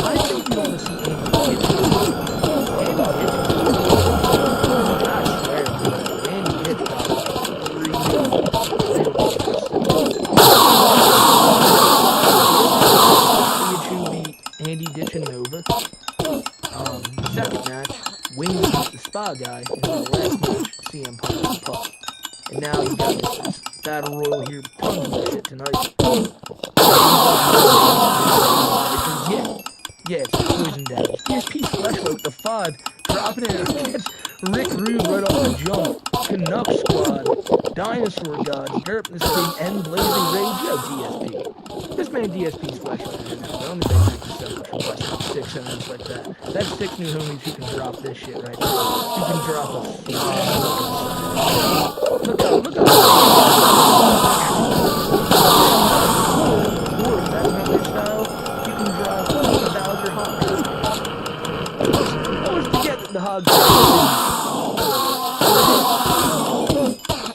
yeah, Suave Cyrax is nice. Hog Cranker is another one. I always forget. Oh wow, we have Religious Earl. Religious Earl. Sideways Juke.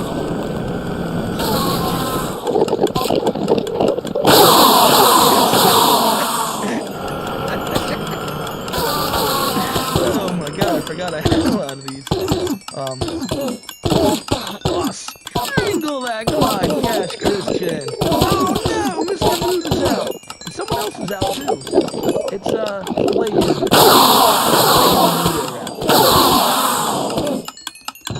Look at all these. Look at these. We all, oh my god, we have first arrest Larson. That's a rare Larson. Yeah, we also have Bombing Larson.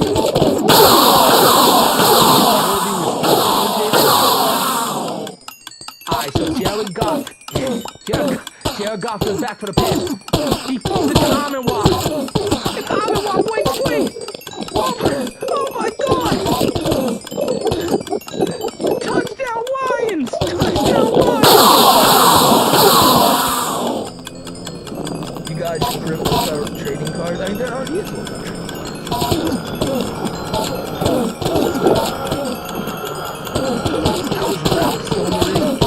Believe it or not, I believe Ralph is the highest overall in this match. So, as I said, I think Ralph's probably good in this one. We'll see. It's either him or D. Yeah, if they're ever in need of a new, like, commentator, and I spoke too soon, because there goes DST. Juke kicks out Dexter, and we're down to 3.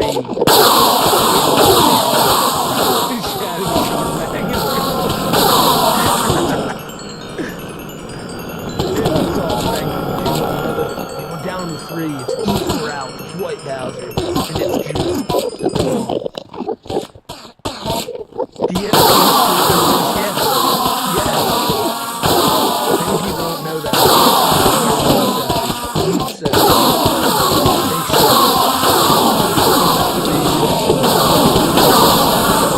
Even some Akira talent, but who knows?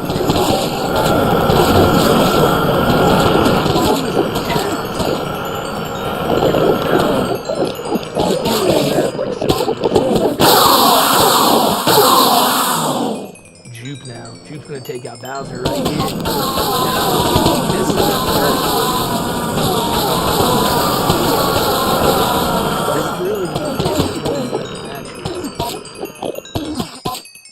No, the Chad. Jimmy's trying to get Bowser out. Dear Lord. No, Bowser gets back in. And the gun is eyeing up Juke.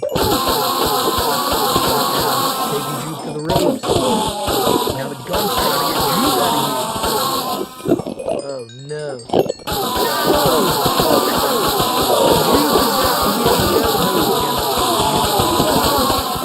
People saying no to Juke anymore. Look at our other choices here.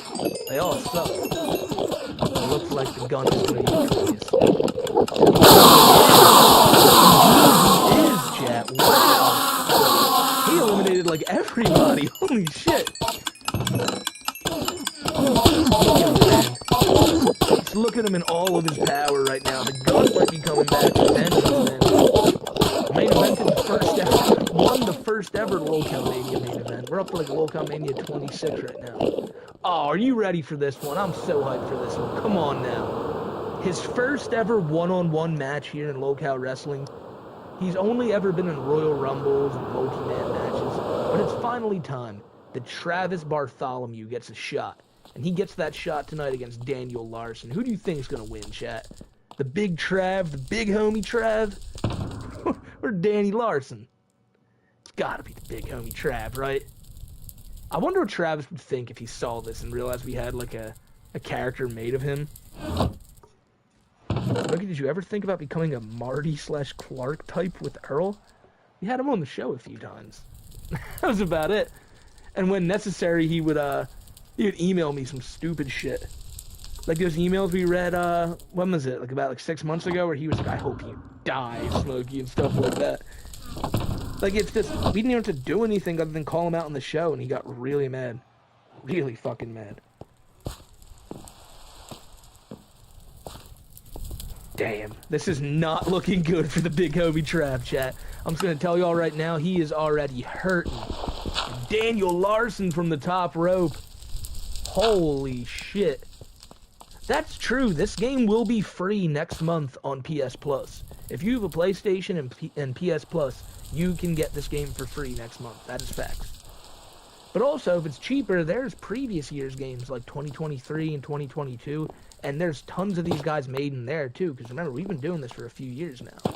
So if you wanna, you can get any of those games and play as all the locals. All you gotta do is go online on the community creations here. You don't gotta do mods or nothing, just right here on the game, go to the downloads and look up local. They'll all be there. Fuck, man. Travis now, though. Oh my god, what a drop kick from Travis. Right to the back of the head of Larson.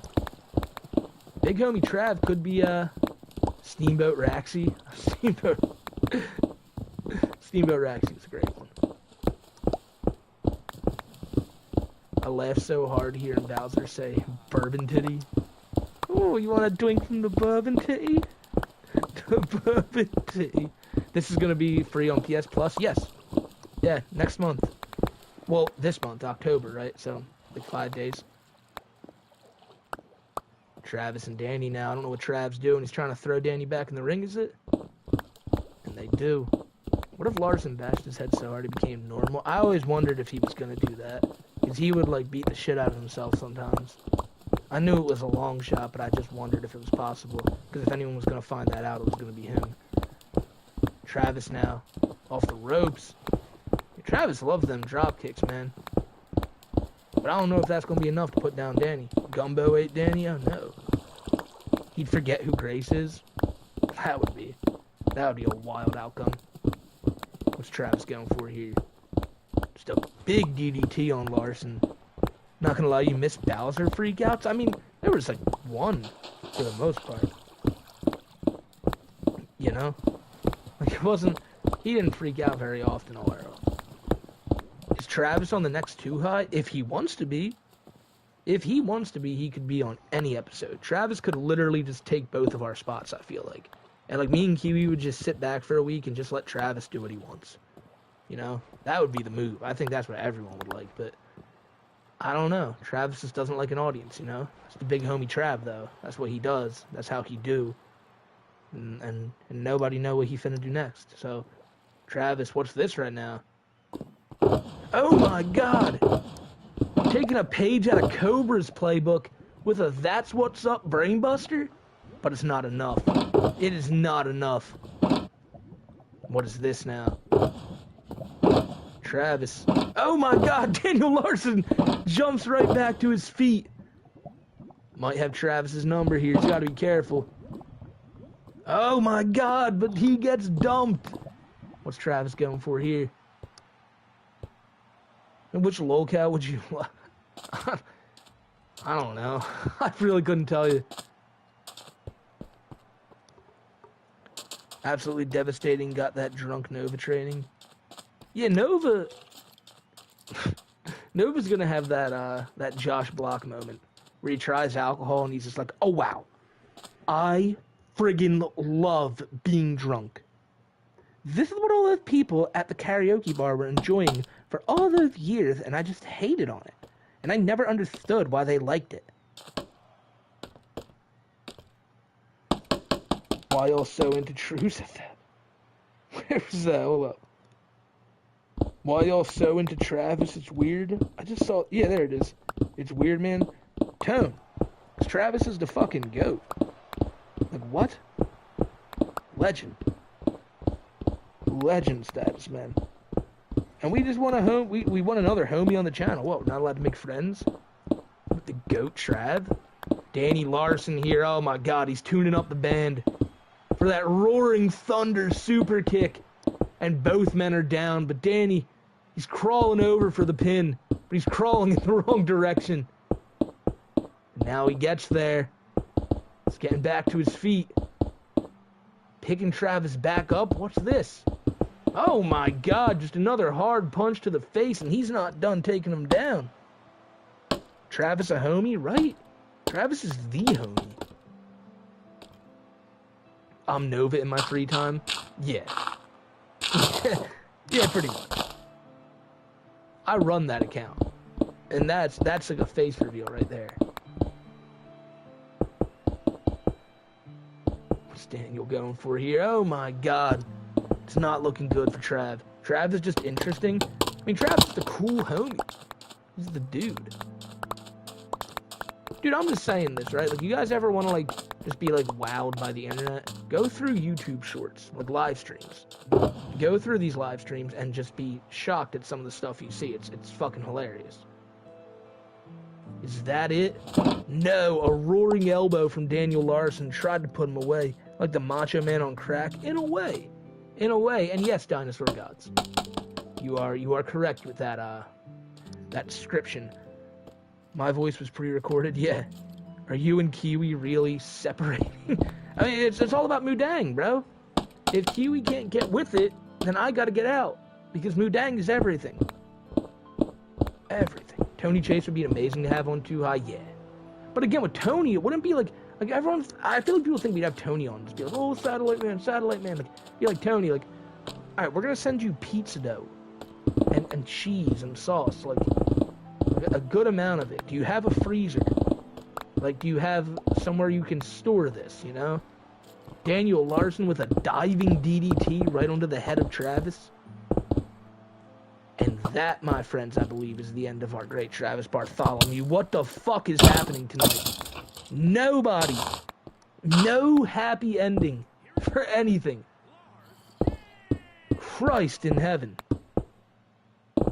Aaron, bro, you can't be speaking that Nova talk in chat.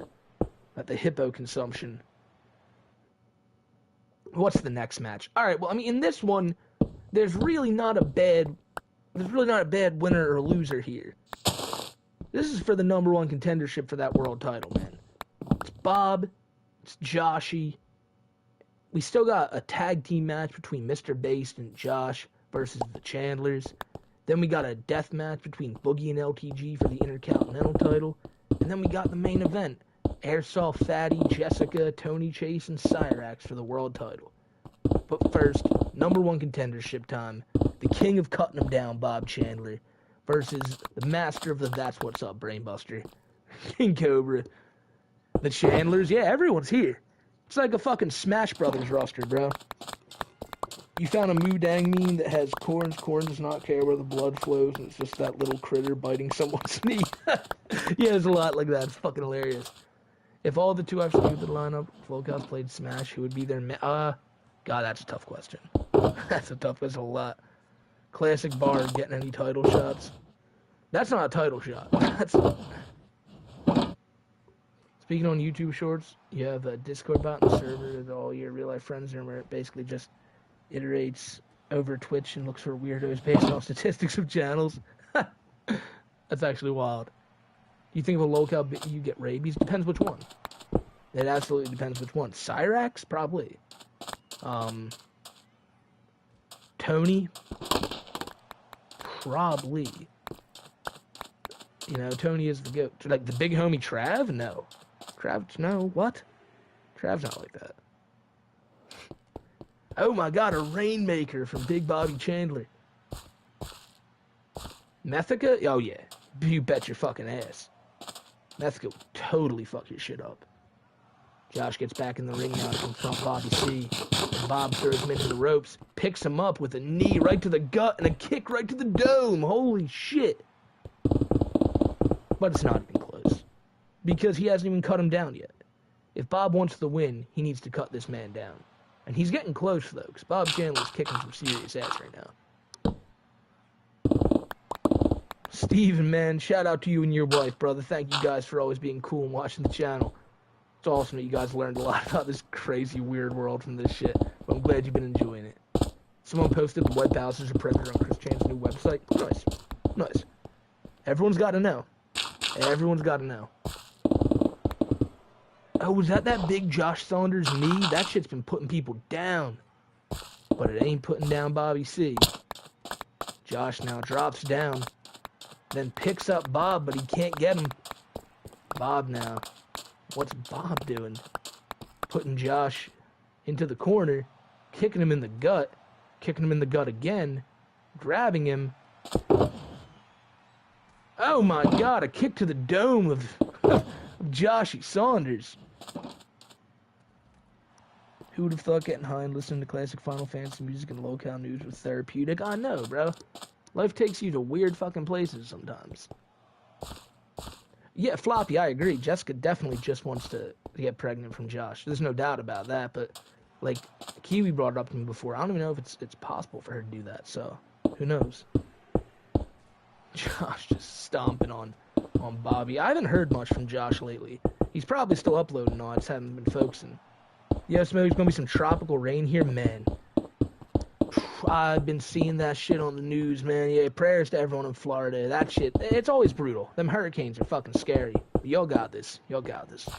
Is your favorite Final Fantasy years is 6? Mine is, I was saying it the other day, mine will probably have to be in recent years 7, but the first one I played and the one like I always think back on love is 9. It's tough. It's a mix between 9 and 7. Bob now again off the ropes, taking Josh down.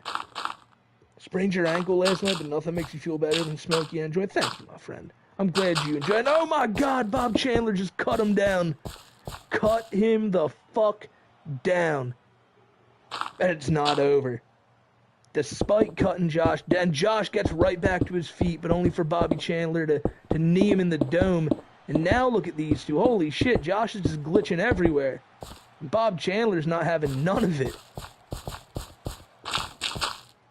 Oh my God. Law and Order SVU episode based on Daniel Larson. Well, the thing with Daniel's story is just such a fucking mess. Bob's gonna try to cut him down one more time. Oh my God. And at that point, yeah, there was no getting up for that one. Cutting him down normally is usually enough to take someone down, but cutting him down like that? Holy shit. Fuck. Yeah, it was so over after that one. The strength of Bob Chandler, your new #1 contender, the GOAT. The GOAT Bobby C. But look at this one. We got a little bit of Chandler victory right there, but will we get more as we go into this next match? A tag team match between Chris and Barb versus Mr. Based and Josh Block. Who do you think wins it, chat? So much anger after what happened to Barb. For real. For real. And already Chris Chan taking it to Mr. Based. And Barb Chandler's just a goddamn monster, so. Yeah. Yeah. Barb. Oh, you're goddamn right, it's Barb. That's prime Snorlax Barb, though. Like, she's even got the colors and everything. This is a bad time to beat Josh Block or Mr. Based. Because, see, they can probably take out Chris, but taking out Barb, I mean, look at this. Look at this. Christ in heaven. Barb is by far the most likable person here. I mean, yeah, technically.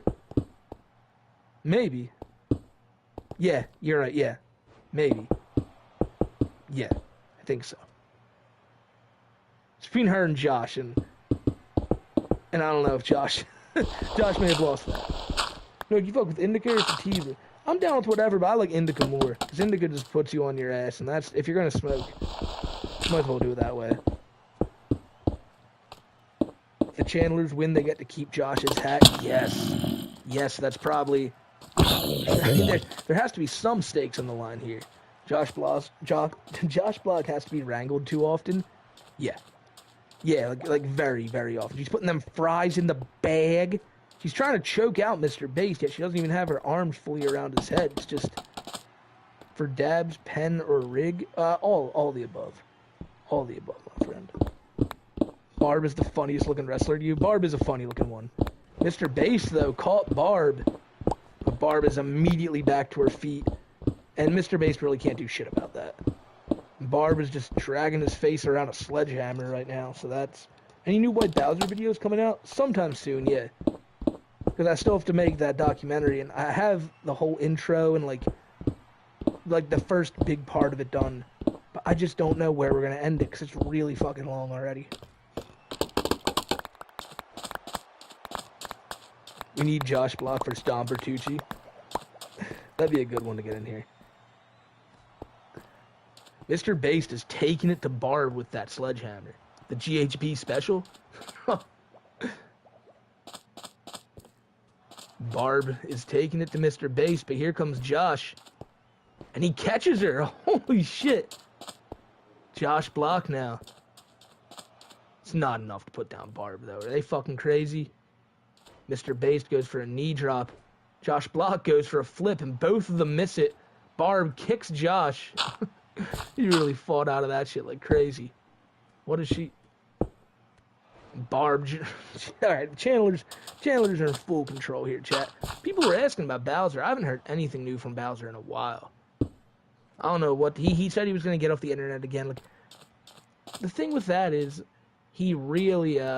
he thinks just getting off the internet and running away from everything is going to help him, but he can't fucking fully do it. Like, you know how... Oh my god, Barb Chandler, what the fuck? But, you know how me and Bowser, there's that email exchange. Well, recently, I was going through my emails, and I saw that page, and he changed his profile picture to, like, a bunch of, like, little, like, anime girls and shit. So, it's so clear that he's just trying to stay on the internet, but stay out of view, stay out of sight. But I don't know what the fuck he could be doing.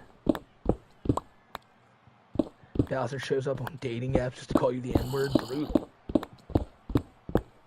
If anyone is a user of dating apps in Bowser's area, though, you should check. Josh Block drops Chris Chan. We can't really see anything, and here comes Barb, and it's about to be a bad time. Oh, Josh Block blocks her.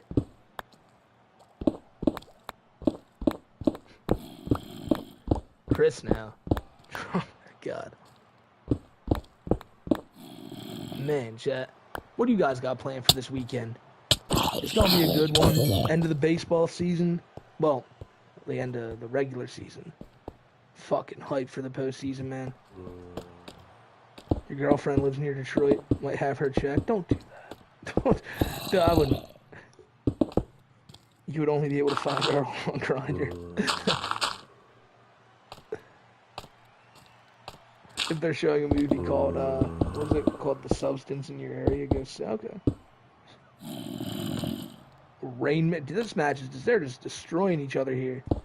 You ever think any of the new pedo hunters will ever catch one of these locals on live? I've thought of it before that, like, you know, Jupiter is someone who needs to be, like, really caught. Like, Cyrax could be someone like that. Bowser, Nova. Yeah, I've been wondering when that's gonna happen, because these fuckers, you know, they're definitely doing some weird shit.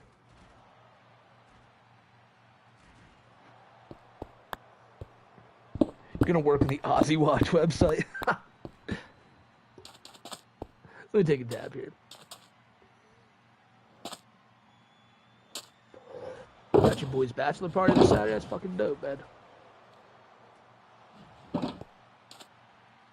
Block too drunk, call the ref. Josh is just out of it right now. Look at him. Mr. Bass is getting destroyed. Oh my god. Barb just hit one of... I don't even know what that was, but Barb just hit one of the most, like, devastating moves I've ever seen in this game. And somehow, some way, Mr. Bass is still up fighting. Did you hear people are shipping bags of concrete to Cyrax? I did hear that. I did. That has to be really tough to move because none of the like people in that household probably can lift more than like 50 pounds. If you look at the Jupiter subreddit, you'll see a post. You posted info on Nampa PD, putting a warning post about him. Really, I'll have to check it out. 80 pounds supposedly. Yeah, I don't know. They're a pretty weak household. Sending in bags of cement. Yeah, right? Like, I heard that the other day too, and I was like, really? Like, holy shit. Josh now going crazy, taking down Chris, but Barb has her hands on t-shirts, and it's not going to end well for old Joshy.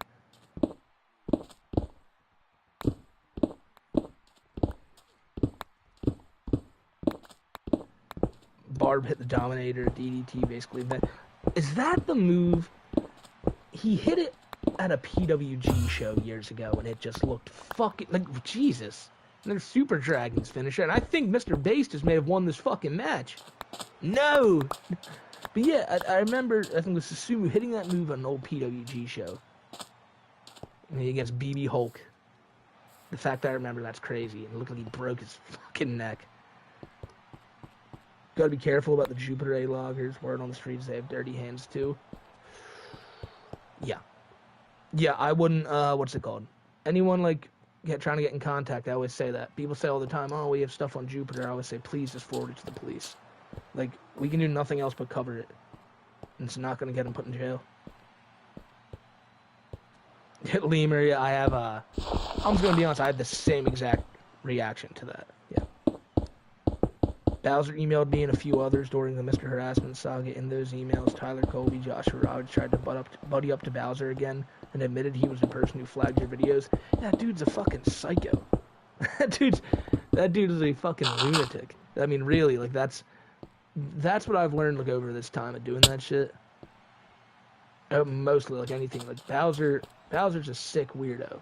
But there were also, like, just people, like, I don't understand why you'd want to buddy up to him numerous times. It was really odd. This match is still going on, too. Barb Chandler is hurt, though. And Mr. Based has a chair. And he's just threatening Barb with it instead of going after her. This is really odd. Wait, no. He decided to go after Chris instead. And wallops Chris in the back of the head with a chair. And now, Josh Block. No way. Oh my god. Oh my god. A suplex on Barb. And it's not enough. What? Mr. Base now is Chris. Wait, but Chris has Based. And Josh and Based are working as a good team here, though. Mr. Based again. Holy shit. This creepy bastard just put down Barb Chandler. Wow. Wow. What the fuck?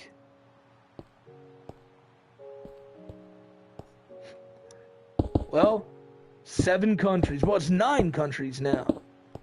It's been to 9 countries. We got 2 final matches tonight, chat.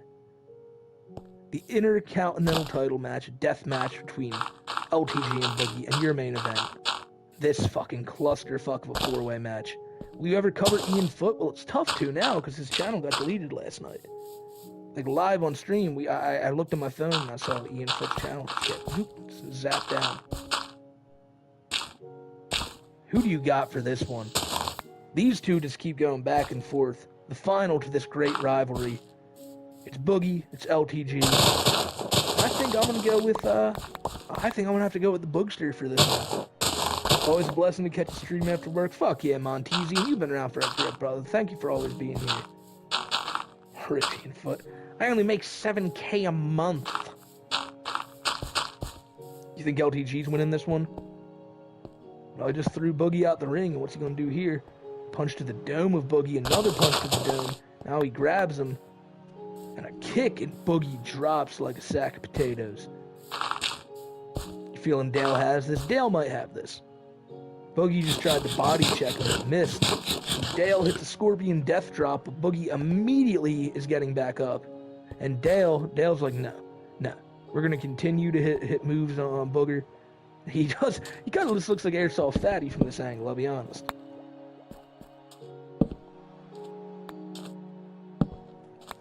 Mr. Harassment threatened, that is right. Mr. Harassment did threaten to go to Earl's house. That dude was such a weirdo. And he ran for the hills the second we covered him on the show. Big ups to DS. Being forced to shit on Derek today. I didn't even see that. I'd love to check that out, though. Boogie wearing his boxing match attire should mean he puts in effort to make Orange Cassidy look like Chris Benoit. Haven't heard from Fatty in a long time. Yeah, I'm surprised Fatty's in the main event tonight, but he in fact is. Quite an odd situation. He's always done this though. Whenever Airsoft Fatty gets added, I think this is like his third Locale Mania main event. I don't think he's ever won, but he's been there. Did Boogie actually kiss Wings in the Woods?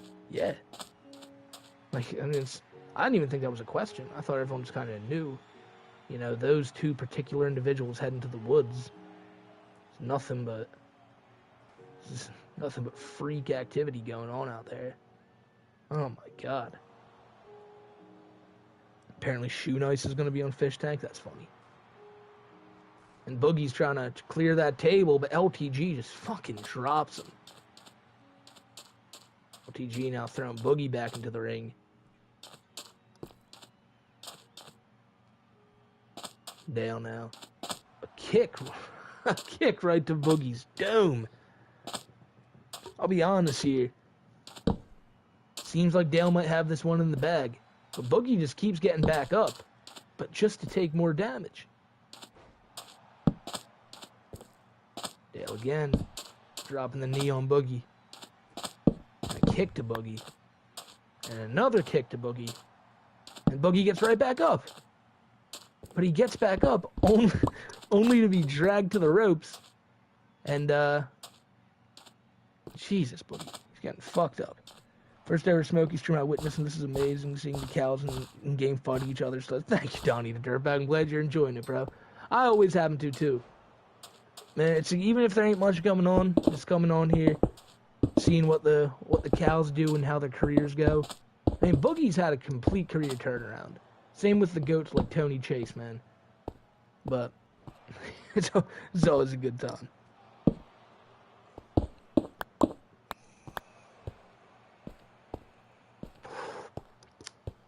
Take another dab for the chat. You think Cobra will go with Fish Tag to get away from Jessica? No. Because I feel like there would be a chance that, like, the opportunity would arise to have Jessica there. And would you, like, if you're them, would you say no to that? Probably not. And by them, I don't mean Josh. I mean the Fish Tank people. Donnie Dirtbag, thanks for becoming a member, brother. LTG is completely just beating Boogie's ass, but Boogie continues to kick out of everything. Okay, so they really did just give LTG Booker T's whole moveset. He hits the bookend, and that's enough. So, I don't even think Boogie got many hits in that match. That just goes to show that Boogie doesn't belong on this stage. But Dale just may. Dale just may, chat. However, all of that tonight, everything has led to this. The most important match of the night, the most important match probably the last few months. The main event of Locale Mania. 4-way elimination match to determine the new world title holder. I mean, Tony Chase is the world champion. It's Tony Chase versus Airsoft Fatty versus Jessica versus Cyrax. Who do you got, chat? Who do you got? My pick, you gotta go with either... I'm not even gonna make my pick. We're just gonna see what happens. You guys let me know who wins. Who you think wins. Who won the 2 out of 3 tables match? Punk. Just destroyed Puff. Poor Puff. And Airsoft Fatty's immediately going at Jessica, while Tony Chase immediately goes for Cyrax. You're going with Rax for this one. We'll see. Remember, it's elimination rules. Last man or Jessica standing wins. Tony now has Cyrax in the ropes. Stomps right on the scabs. Now Jessica and Tony are going out. Jessica throws Tony right out of the ring and is going right after him. What's Cyrax going to do here, though? Oh my god, runs at Airsoft, and Airsoft gets out of the way. And this might not be a good time for Cyrax. Old Fatty's a monster. Oh yeah, bad time for Cyrax. Holy shit. Holy shit. I mean, bad time for Tony Chase, too. Look on the outside of the ring. What is even happening here? Huh. Tony's a crowd favorite. He is our champion. Airsoft Fatty has a light tube right now and breaks it over Tony Chase's back as he gets slammed to the ground by Jessica. Fatty used his weight against him. He did.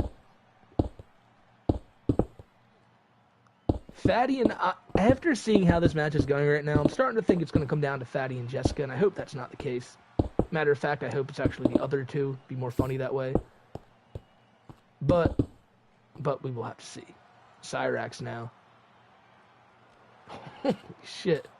Fatty out here trying to earn a contract, right? Look at this.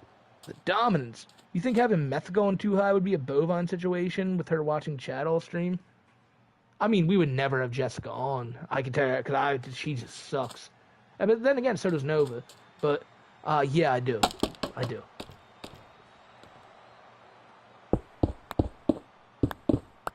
Because it's like also, like, I feel in Josh's stream, it's probably a bit of moderation. Like, whereas in ours, it'll just be people just ripping her to shreds. But then again, when did Josh really ever go live with her on stream other than the initial night of the, of the dry spell taking? And then that night people were just hype about it, so it wasn't much hate. I don't know. But yeah, no, I would never want to. I know Kiwi probably wouldn't either. Matter of fact, not even probably, I know he wouldn't. Jessica sucks. He's got the promo game down. Who? Cyrax? Oh my god, he does. We talked about that last night. Cyrax would have fit in perfectly in, like, 90s, like, wrestling.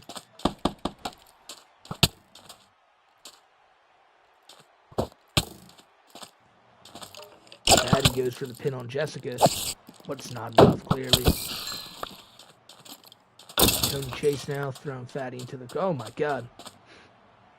Cyrax just gets cracked with a chair. Cyrax is now under the ring. What's he looking for here? Another chair himself, and he cracks Tony Chase with one. No, Tony. Tony's just taking a beating here. Holy shit, Tony. You gotta get... No way. What is... Whoa, look at Jessica and Airsoft. What? Jessica now. What the fuck is happening? Dropping Fatty on that table. That shit had to hurt, but that ain't gonna get him out of the match. Lazy Bedhead's doing a video on Wyatt Dowser. Well, I'm not sure who that is, but I'll pick him up. Thank you, friend. Here's a 2v2 idea. Methka and Josh versus Tofia and Nova. That's a good one. That's a really good one. Airsoft now has Jessica on the top rope. What could this be, man? I don't even know what Fatty does. Apparently it's this. Holy shit. No way. She got out of it. What? What? Jessica got out of whatever Fatty was planning there, and it probably would have been the end of Jessica. But, not yet. Not quite yet. Everyone is still in this match. Will you ever make a video on LTG? I don't know. I'm pretty sure it was, the roll-through move, like the Finley roll move, where he, does like a flip with Jessica on his shoulders, and holy shit. Cyrax takes down Airsoft. And then he takes down Jessica and Tony. He's got to keep his focus on Jessica if he wants to win this match. She's got, like, all her health still.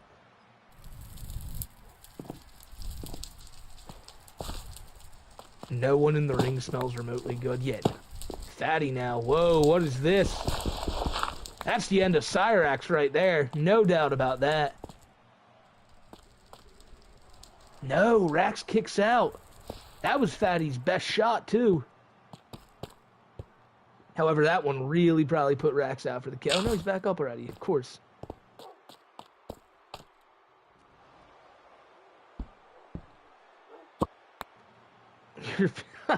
That's funny, Hayabusa.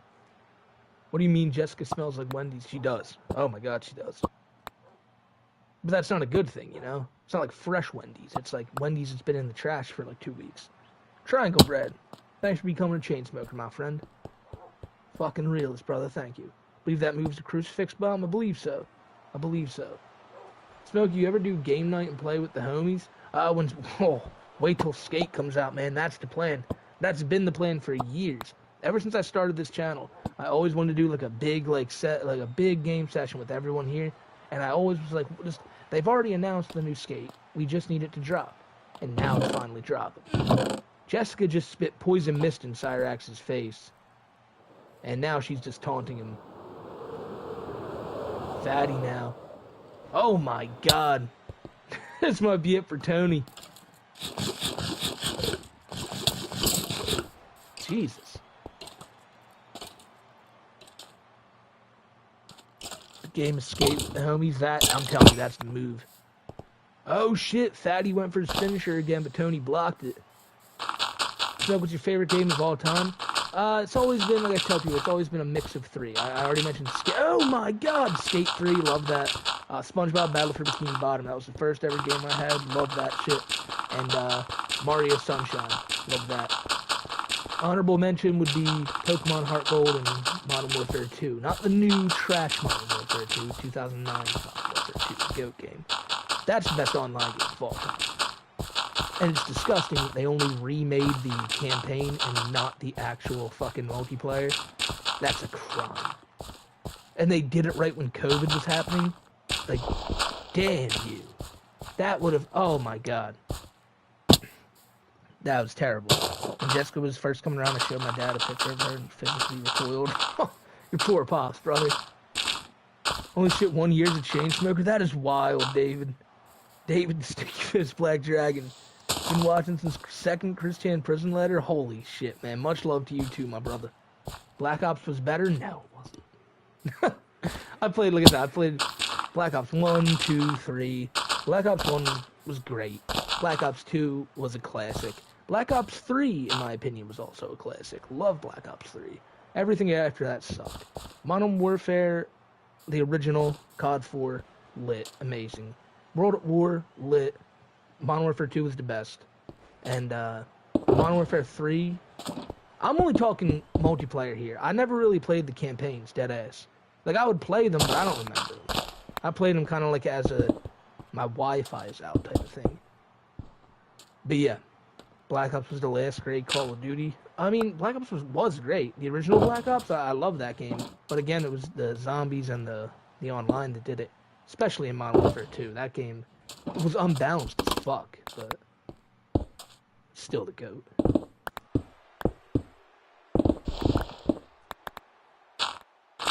All COD campaigns are mid as fuck. I mean, yeah, I've never been a campaign guy. Like I said, I've always been multiplayer.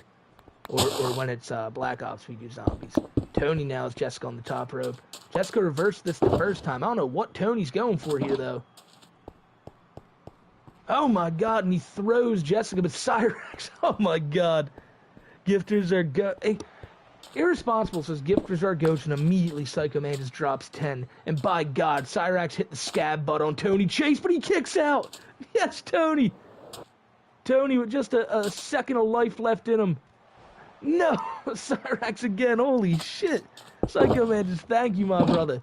Gifting up goats like Jessica, Sir Useless, Combat Slaw, so many legends for the goat Psycho Mantis, man. Dude, you've always been a fucking real one. Thank you, my brother. Irresponsible, the gifters are goats. Fucking thank you. Finally caught a live stream, love your videos, man. I'm glad you enjoy them, Satellite Man. I hope Tony can pull this one out, but it's not looking good. Jessica just cracked him with a chair. And Tony kicks out at 1. What? Cyrax now is looking for a weapon. He has a light tube. Old Chance Wilkins has a light tube and he cracks it over both Jessica and Tony, but it does no damage. Cyrax now with a scab butt to the head of Jessica. And she's not gone either. That's crazy. He's just doling out finishing moves everywhere and it's not doing nothing. David the Stinky Fist Black Dragon gives one too. Thank you, brother. Damn, you guys are being so generous here at the end of the stream, man. I can't thank you enough for that. I demand you put me and Mudang in the ring. It has to happen. Kiwi, I gotta be honest with you, it has to happen. Like, I gotta get you back in here and we gotta get that new Mudang. Someone, who's making the Mudang in chat? Someone said they were making Mudang today. And, oh no. Jessica with that Virginia Gutbuster, no. This cannot be the end of Tony Chase, and we're down to 2. And it couldn't be worse. It's Jessica and it's Cyrax. One of these two will be the next world champion. What the fuck? Cyrax gets dropped on the turnbuckle. Scab first, man. Dear Lord, it has been that long, bro. 23 months. And Jessica's got that chair now, and she's just beating Cyrax with it, but he gets up. No, my God. If he get... Cyrax could technically somehow still get this win. He's fighting like only a little Cyrax can. You know, drunken Onslaught Sukin, that is true, though. That is true, and Mudang's probably gonna have a problem dealing with that. These fucking humans and the way they fight. You have a wedding in the ring.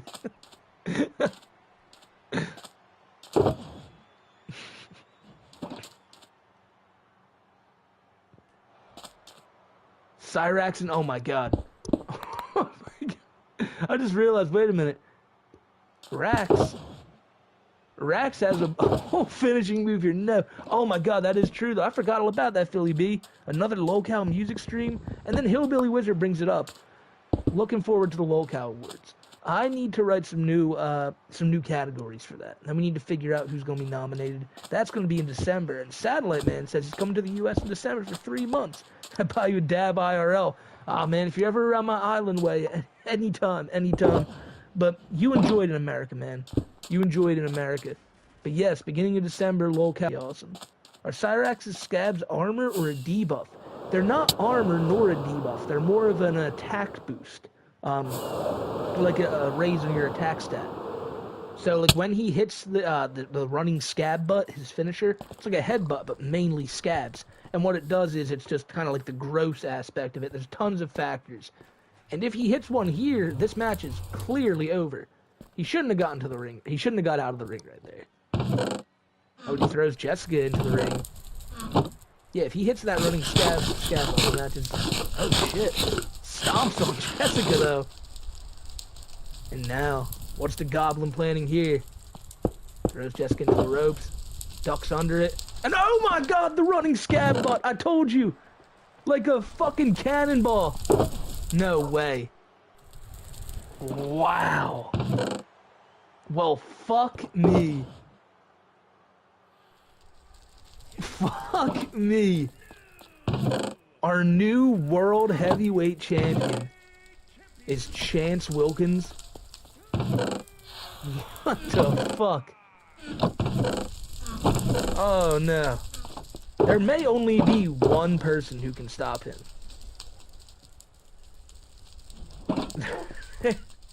There may only be one hippo who can take down this little creep.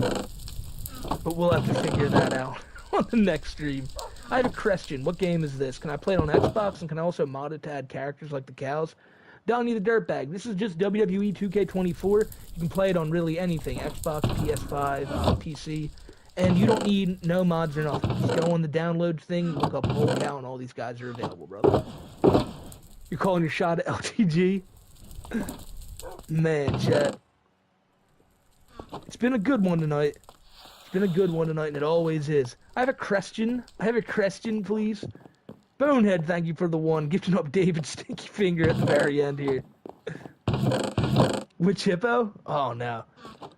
There's many a hippo to choose from here in LCW. Many a victorious hippo tonight, too. But that's for another time, chat. I'm gonna do one more dab with y'all. I'm gonna get out of here. I'm gonna grab something to eat for dinner tonight, and I hope you guys do the same. Make sure y'all are well fed, chilling out, having a good night. You guys are the fucking goats, man. Absolute goats. Question? You have a question?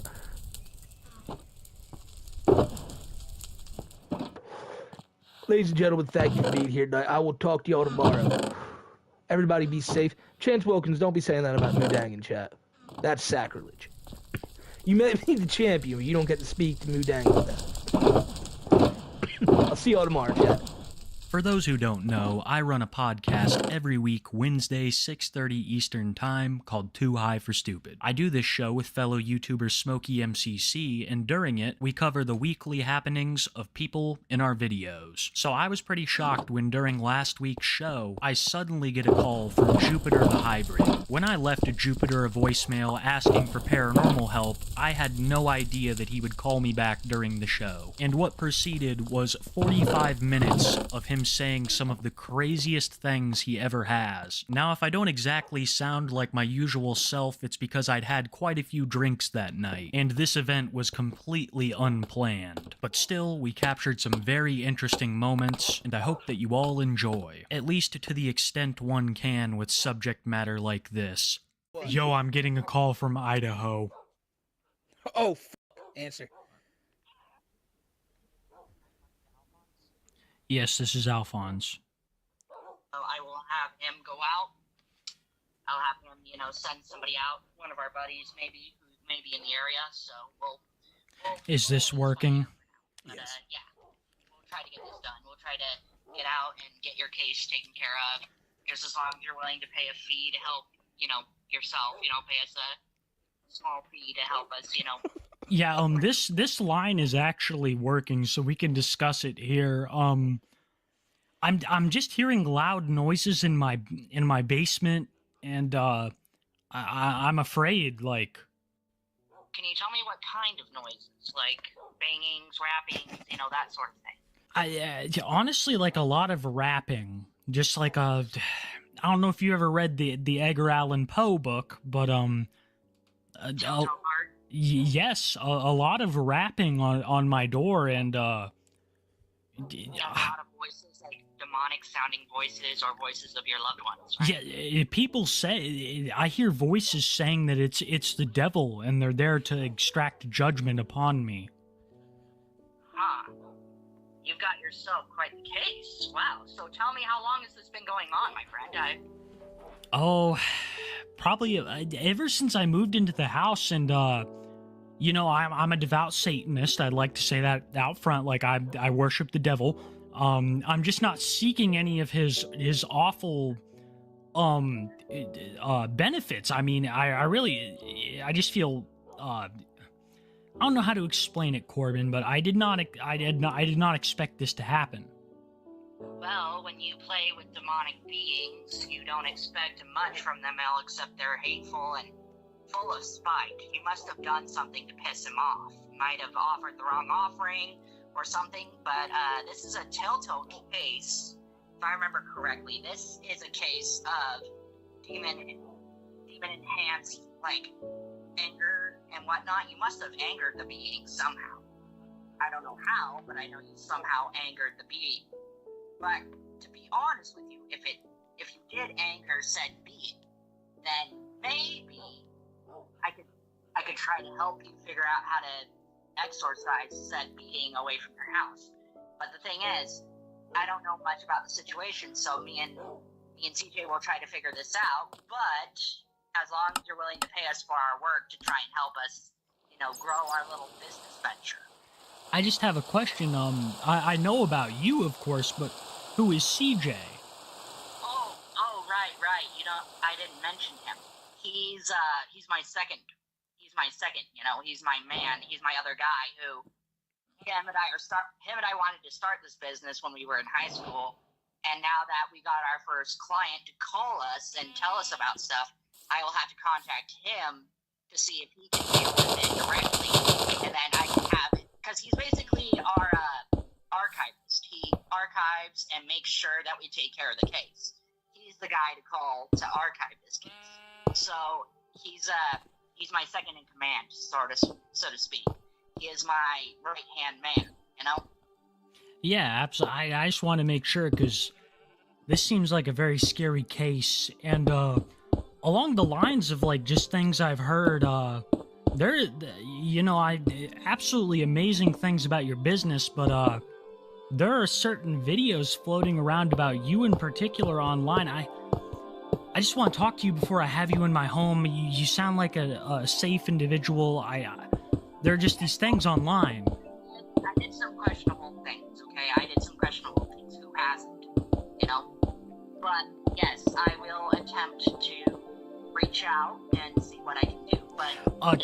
I'm sorry to cut you off. Just for my own sake, yeah, what are those questionable things? I forget. If you could just be as honest as possible. I mean, I'm not here to judge. I've done some things myself. Probably see my TikToks apologizing for the shit I've done and trying to move on. Well, let's just say the videos you saw of me talking to underage individuals was kind of a true thing, but it was a long time ago. I tried to let it go. I've been living my life ever since then, you know, living better as a person. But anyway, back to our case at hand. Yeah. Are there any other things going on, like weird scratches all over your body or on your back or something? Because I can go into that. If I'm being completely honest, I've seen, like I have a couple kids, and I've seen some of their toys come to life and try to solicit me for sex, but I don't know how to respond to any of it. Which one do you mean? Like, give me like a rundown of the toys that have been active, have been looking like they came to life and whatnot. I need your... I am a fan of, this isn't... Are you sure you won't make fun of me? Bro, I'm here to be impartial. I'm not gonna judge you. Well, I'm a fan of the show My Little Pony, and I have a collection of some pony like figurines and other stuff, and I've really like it's gonna sound crazy, but like they've been looking at me weird. Yeah, I get it. They've been watching you cross the room. Their eyes and their heads would be turning and watching you as you walk across the room. I understand that one. I get that one perfectly. It's standard case. It's possession. Standard case. I get those a lot. I get possession a lot. Yeah. I've read about possessions and whatnot and seeing how they've turned out. But, you're a fellow brony, and I applaud you for bringing that up. I'm not gonna laugh because I too am one. Oh, I didn't know that. I don't say it publicly because, you know, of shit I've been through and the way people are treating me and whatnot, so I don't really make it public. There are a few people who know about it, but don't like to talk, but I don't like talking about them to anyone in particular because I'm afraid people are gonna laugh or judge me. Yeah, I understand that. Personally, I like it's been such a struggle. I mean, online people have been really getting on my case over this, and it's honestly had bigger of an impact on my life than the whole paranormal thing. Tell me, what other things have been strange around your house? Have you noticed anything else strange, like weird, like colors on the wall or something, like any like blood writing on the walls or whatever?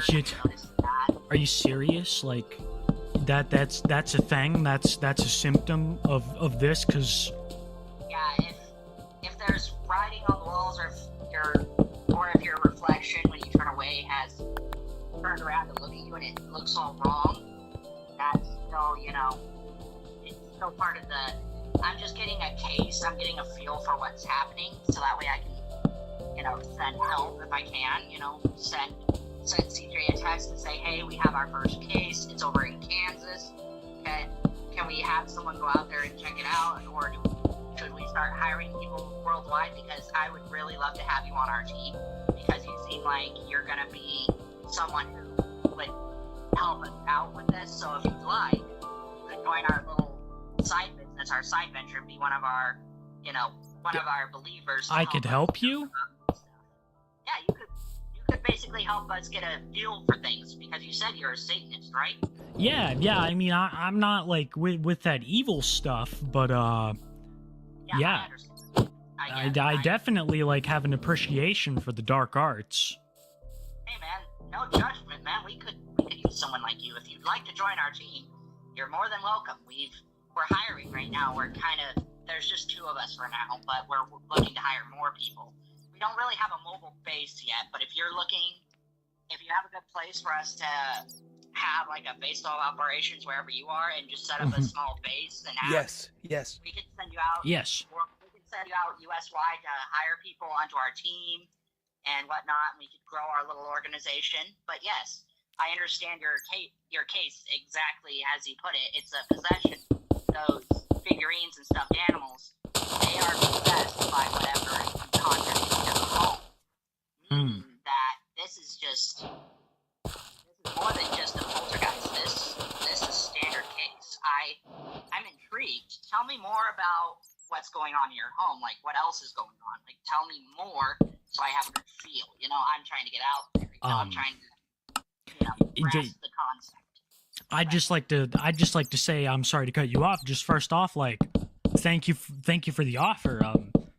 As a Satanist, I don't get very many job offers. I'm discriminated against quite often, and just you offering this to me is so tolerant, so accepting, and that's the way we are here in Idaho. We're kind people. Don't think we're gonna kill well, you. I just my thing. You know what kind of had me apprehensive was just the things I've heard online. I watched this video from a guy called Kibi Tapes, and he was saying that you were a pedophile and that you were doing all this stuff. So I was reluctant to contact the organization in the first place. That's bullshit. I wouldn't dare harm a child, and even if I did. Have you seen this video? Yes, I saw I was in the interview when it happened. I see. Yeah, they were interviewing. Anyway, sorry. No, I just had to make sure. I mean, let's get back to the paranormal stuff. I mean, yeah, voices, loud noises, kind of. You know what's been the most, the worst, I would say, is probably like, I'll be sitting in a dark room and like a chair will start rocking, or something, or a blind will start moving, or something like that, and that's what really scares me. Yeah, because there are no windows or doors open to actually cause that. I get that. I understand. Yeah. So if you join our little organization, then you can take care of this case. Be one of our first field operatives. We could use you as an example.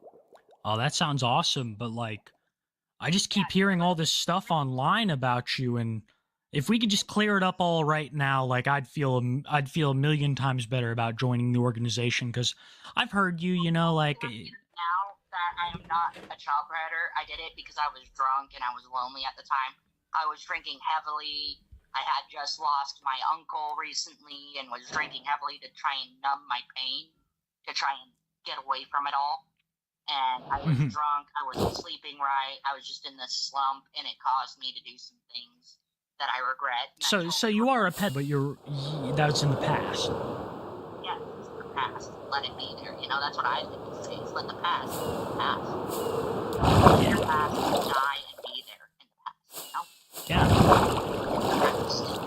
Yeah, for sure. I mean, it's got nothing to do with paranormal investigation, of course. It's just like, I just keep hearing all this stuff online, and especially like... With your emotions, though, spirits can latch onto you if your emotions are... So I need to not watch these videos? You just need to ignore them. I see. They're just trying to get a negative reaction. They're trying to rattle people. I see.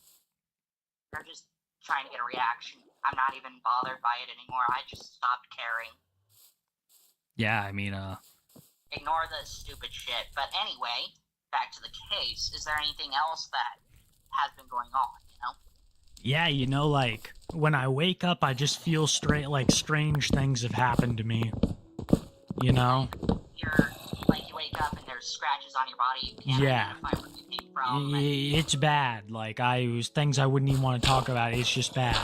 I understand. I get it. I understand. So to get rid of this... it. Contract. Break the contract. Let's offer something. Okay. Something that means a lot to you. Something that's part of your heart. Mm-hmm. And if you give that item to said being, that being, and say, I wish to break our contract, here is a peace offering, I offer this to you. They will take that offering So like, you know, I have done a little interview on, but it'd be like for you with your girlfriend. You offer that up. Exactly. You offer what is closest to your heart, like a small memento. I had a question too.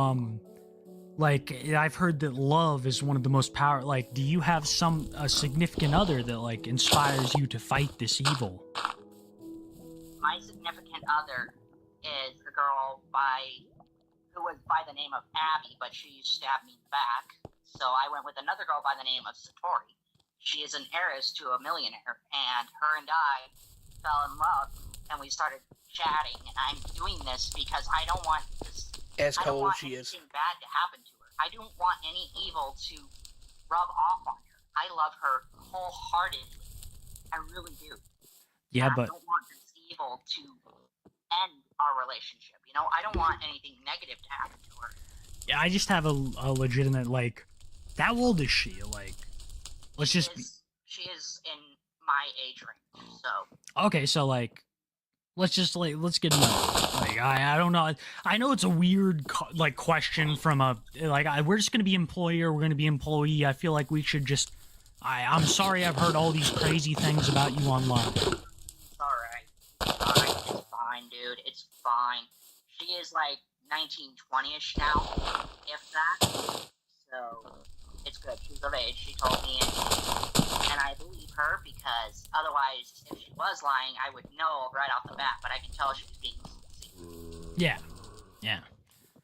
I could tell in her voice whenever she would call me is her sincere heart, and I could tell in her voice she was being sincere.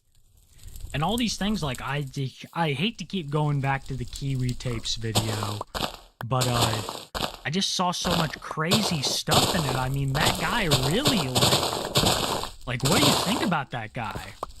The guy just literally laid into me, had nothing on me, and was contacting my loved ones, trying to get me into more shit. And I've just been ignoring him. I don't even like him anymore. I don't even talk to those people. Yeah, you don't even talk to him? I stopped talking, and I quit, I quit giving a shit, because the more I give in to their trying to get me in trouble, the more likely I am to get into trouble. Yeah. I mean, but would you say that you did those things? Like, some of those crimes? I mean, it's in the past, but did you do those things? No. Hell no. No. Back to the case, though, like, I've really, like, when I was in my kitchen the other day, I had, like, shit jangling around and, plates breaking. Does that mean I have a violent poltergeist on my hands? You have a violent entity, yes, and this one definitely won't leave you alone until you appease it. What do I have to do to appease it? Give it something that you love, some piece of, whether it be a stuffed animal, something that you got when you were a kid that is Well, it's offer it that, then it will. It's the stuffed animals that I feel like are possessed. I mean, I have tons of them. Like I said before, I'm a big My Little Pony fan. Not really of the current generation, but the last generation, like Gen 5, And, I don't know if it's like some spirit that hates my love for ponies or hates me, but it's so angry. Yes, but let me explain something to you. Get into their desire of that certain being, that's actually asking for something first. That is a succubus. Okay. Would you consider Linda a succubus? Something like that. Okay. Because succubi are very, very dangerous. I see. When they get... Ask about Linda's Discord. They drain the life out of them through their semen. I was gonna ask, too, You know, since we're just on it, I know I've been asking you a lot of uncomfortable questions, but Linda's Discord, people are asking if Linda Binda had minors in her Discord, and, you know, if you were like maybe like at some point in your past, of course, talking to these minors. That was a long time ago. I let it be. I see. But there were kids in Linda Binda's Discord who you were talking to? They weren't. That wasn't her Discord.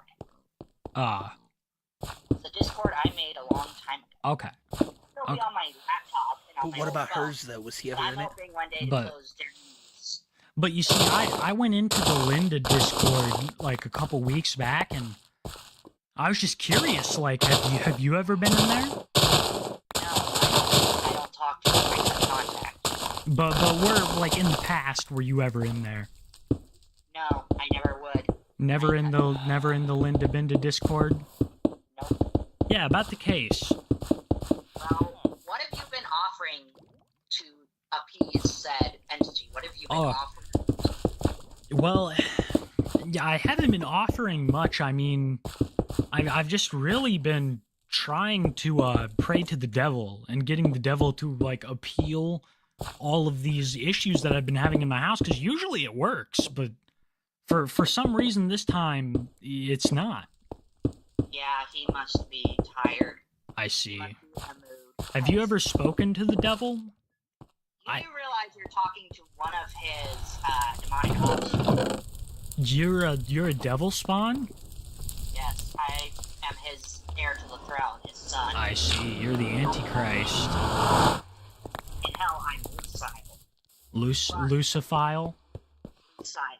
Okay. C-I-L-E. Okay. Luciphile. Okay. So what does that entail? Like, what happens? He's been in a mood lately, Father. He's been in a mood. Really bad mood. I see. Yeah. Really, really bad mood. I guess that's why everything's happening to you, is because he's in a mood. I don't know why, but he's just been in a foul mood lately, and I'm kind of scared to ask why, because every time I ask, he gives me this look like you don't want to know. Or gives me this glare that says, shut your mouth. Yeah, absolutely. I mean, I'm scared of the guy. I'm scared of him, because he can be rather scary. so as a Satanist, you're basically my Jesus. You're the son of the devil. Well, one of them. He has multiple offspring. I see. One out of millions. I see. So I could be a devil spawn. He gave me my powers due to me being a powerful reality keeper. I keep reality from shattering. That's what he gave me. He's the one who made me into the reality keeper I am. I see. So is that like you can change reality to where like you're a vampire werewolf? I'm a vampire werewolf hybrid mixed with a dragon and also part of the devil's family. So, I see. yeah, my demon half is kind of like, you know the game Devil May Cry? Yeah, Dante, yeah. Yeah, Dante and Virgil. I'm kind of like them. Wow. You're so basically Devil May Cry is your life? Well, technically speaking, my devil powers are 100%, while half of my other powers, like the dragon powers I have, are only, 95? Yeah. My werewolf vampire powers, they are at a 99 percentile work.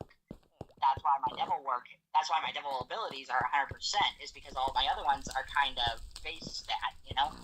A question though, is it the devil or the dragon side that has gotten you accused of pedophilia? Like, which side of your bloodline would you say has I'm gonna be honest with you, it was the devil side that made me do it because I was drunk. I see. I've also heard you were high off nicotine. Could you describe what it's like being high off nicotine? Well, I'm gonna tell you this. It feels weird. Like, it's like You being check high the off private nicotine, chat. but way more intense. Okay. Continue. You know how people smoke marijuana in other states other than Idaho? Yeah, absolutely. But it makes you kind of more, it makes you hallucinate. It literally fucks with your brain. It makes you hallucinate. And yeah, it was weird at the time. I did that one other time when I was living off of 12th up here, down here in Idaho. I was living on 12th Avenue at the time, and I had 4 different nicotine levels in my vape, and I took a hit, and throughout the night I was taking hit after hit after hit, and then finally I got high as fuck, and I was up to the ceiling, and my roommate came around, and he's like, Corbin, are you high right now? And I go, what? And he goes, are you high right now? A little bit. And the whole time I was like, for real, I was literally Wow. my brain was toast. That's crazy. I mean, anybody could do anything in that state. Exactly. So I was kind of, I had 2 3s and I believe a 6 that was mixed in. Yeah. When I did all that stuff that I was accused of. I see. 6. So you actually did message the minors, but it's in the you were high. It was under the influence of. I see. You see, I've actually, you know, like I've done a lot of research into this, and whenever drunk drivers like mow down people in the streets, they're usually let off on the fact that they were intoxicated. So like you're completely correct. Yes, I was drunk. I was under the influence of drugs. I was under the influence of drug and alcohol. Because nicotine is kind of a drug, so. So what's with the Linda drama? I mean, I keep, you know, since we're just like chatting around like bros now, you know, we're technically coworkers. What's with the Linda drama? I don't really know. She found me a long time ago, and ever since then, people are like, "You've only been relevant because of her." No, I made myself relevant. You idiots. Yeah, I mean, I got your case. I will send it to. I will send it back. I will send it to CJ once I get a chance to reach out to him. I know his house phone number, so I can give him the case, and then I'll tell him that I hired you. But I'm sorry. Just before we confirm, can I just get you? I feel like such a prick asking you to keep recounting this, but like just before we do business, just before we seal the deal, become partners, coworkers, could you just recount to me like all the controversy you've been through? Then we can stop. Just in your own words, recount what happened. Just be honest. What's in the past is in the past. Please. I can tell that you're working as a counselor. I can tell just by you asking and stuff like that.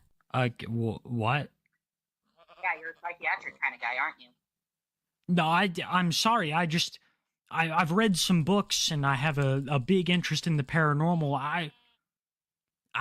My thing is I have a big, like, I'm trying to start my own brand, and when I attach it to someone like you that's had controversy, I just want to know the ins and outs. Well, the controversy started back in 2023, because back then I was a bit younger, not a bit wiser, you know? I was kind of a stupid kid. I did a bunch of shit. And the only thing I tried to do was strive to be a better person. I strove to be better. Mm-hmm. But at the time, I was living with a roommate at the time who would stay up late on his video games, be yelling at it, and I couldn't sleep. That would make anybody go crazy. Yeah, he was downstairs. Yeah. I could hear him. Awful. Yeah. And so I took to drinking and vaping and smoking to try and deal with all that. I took up all that to try and deal with it. And one night, out of the blue, some girls contacted me, and I was drunk and high, and started talking to them, and they asked me for an illicit picture. But were they underage? I didn't know they were until later when they said, yeah, we're underage, we're calling the police. I didn't know until it was too late. And I couldn't back out. Like, it was already too late. My fate was already sealed. And at that point, I was drunk, really high off my ass on nicotine. And I was just arrogant because I was drunk, tired, and high at the time. I was just an arrogant bastard. I didn't care who I hurt. I didn't care who I stepped on. But then things spiraled out of control. Then one morning, I had just woken up one afternoon, one measly spring afternoon, and the police threw open my door, yelled out, "NCPD, freeze!" So I got down on my knees, put my hands on my head, and they cuffed me, and they started frisking me. And I'm like, I don't have anything that can poke, jab, or stab you. I never carry that sort of shit. Yeah, you're not a junkie, you know? So they my Xbox, my laptop, and my phone. Yeah. I still haven't gotten those things back. I see. Yeah. Man. I mean, I've heard all this stuff about you online. Honestly, it kind of precedes your reputation as a paranormal investigator. I mean, that's what I went for. I was looking for someone to help me with my basement. I'm planning on capturing some film and sending it your way, just so you can. Some films, yes. And then we'll work together from Absolutely. now on. You're part of our crew. You are Absolutely. Part of our crew. You will be. Boys will be boys. Paranormal Satanist part of our crew. Be like the guy we do Ouija boards with. Of course, I'm not going to touch the board. I don't expect you to, but if you could do me one favor, I'm a big fan of your TikToks. When you do the TikTok, could you just give a shout out to your favorite Satanist? Don't name my name. Just say, hey, big ups to my. It'd be a big help to the brand. What is your username? It's your favorite Satanist. All you have to do is, honestly, I'm kind of hidden on TikTok because of Follow me back. Just follow. Yeah, for sure. Tell him your name is Chance Wilkins. If just in the next video, I'll tell you my name. If you could just shout out Chance Wilkins, that's my name. If you could just be like, hey, big ups Chance Wilkins, I'm one of the brothers, I'd be very appreciative. It'd do wonders for my brand. Shout out. Next time I'm on, I'll just give you a big old shout out and say, hey, man. Thank you, my favorite Satanist, for being there and joining. Yeah, but if you could say thank you, Chance Wilkins, that'd mean the world, because then people know it was me. Yeah. By the way, I noticed your name when you said that. Yeah. And I knew that your real name was Chance, but you like to be called another name. You do what you have to do to survive in this world. Yeah, for sure. Even if it does mean talking to some people that you're not supposed to, you do what you have to survive. Yeah. I mean, no. Me and you, like, honestly, no. Let's stay on that topic. Like, you got to do what you got to do to survive. Exactly. It's a man-eat-man world Yeah. out there. And if you got a message, whoever you got a message, it's just whatever. Yeah. If underage people are able to know what sex is, then they should be old enough to actually understand the concept, you know? So basically, like, you're in the right.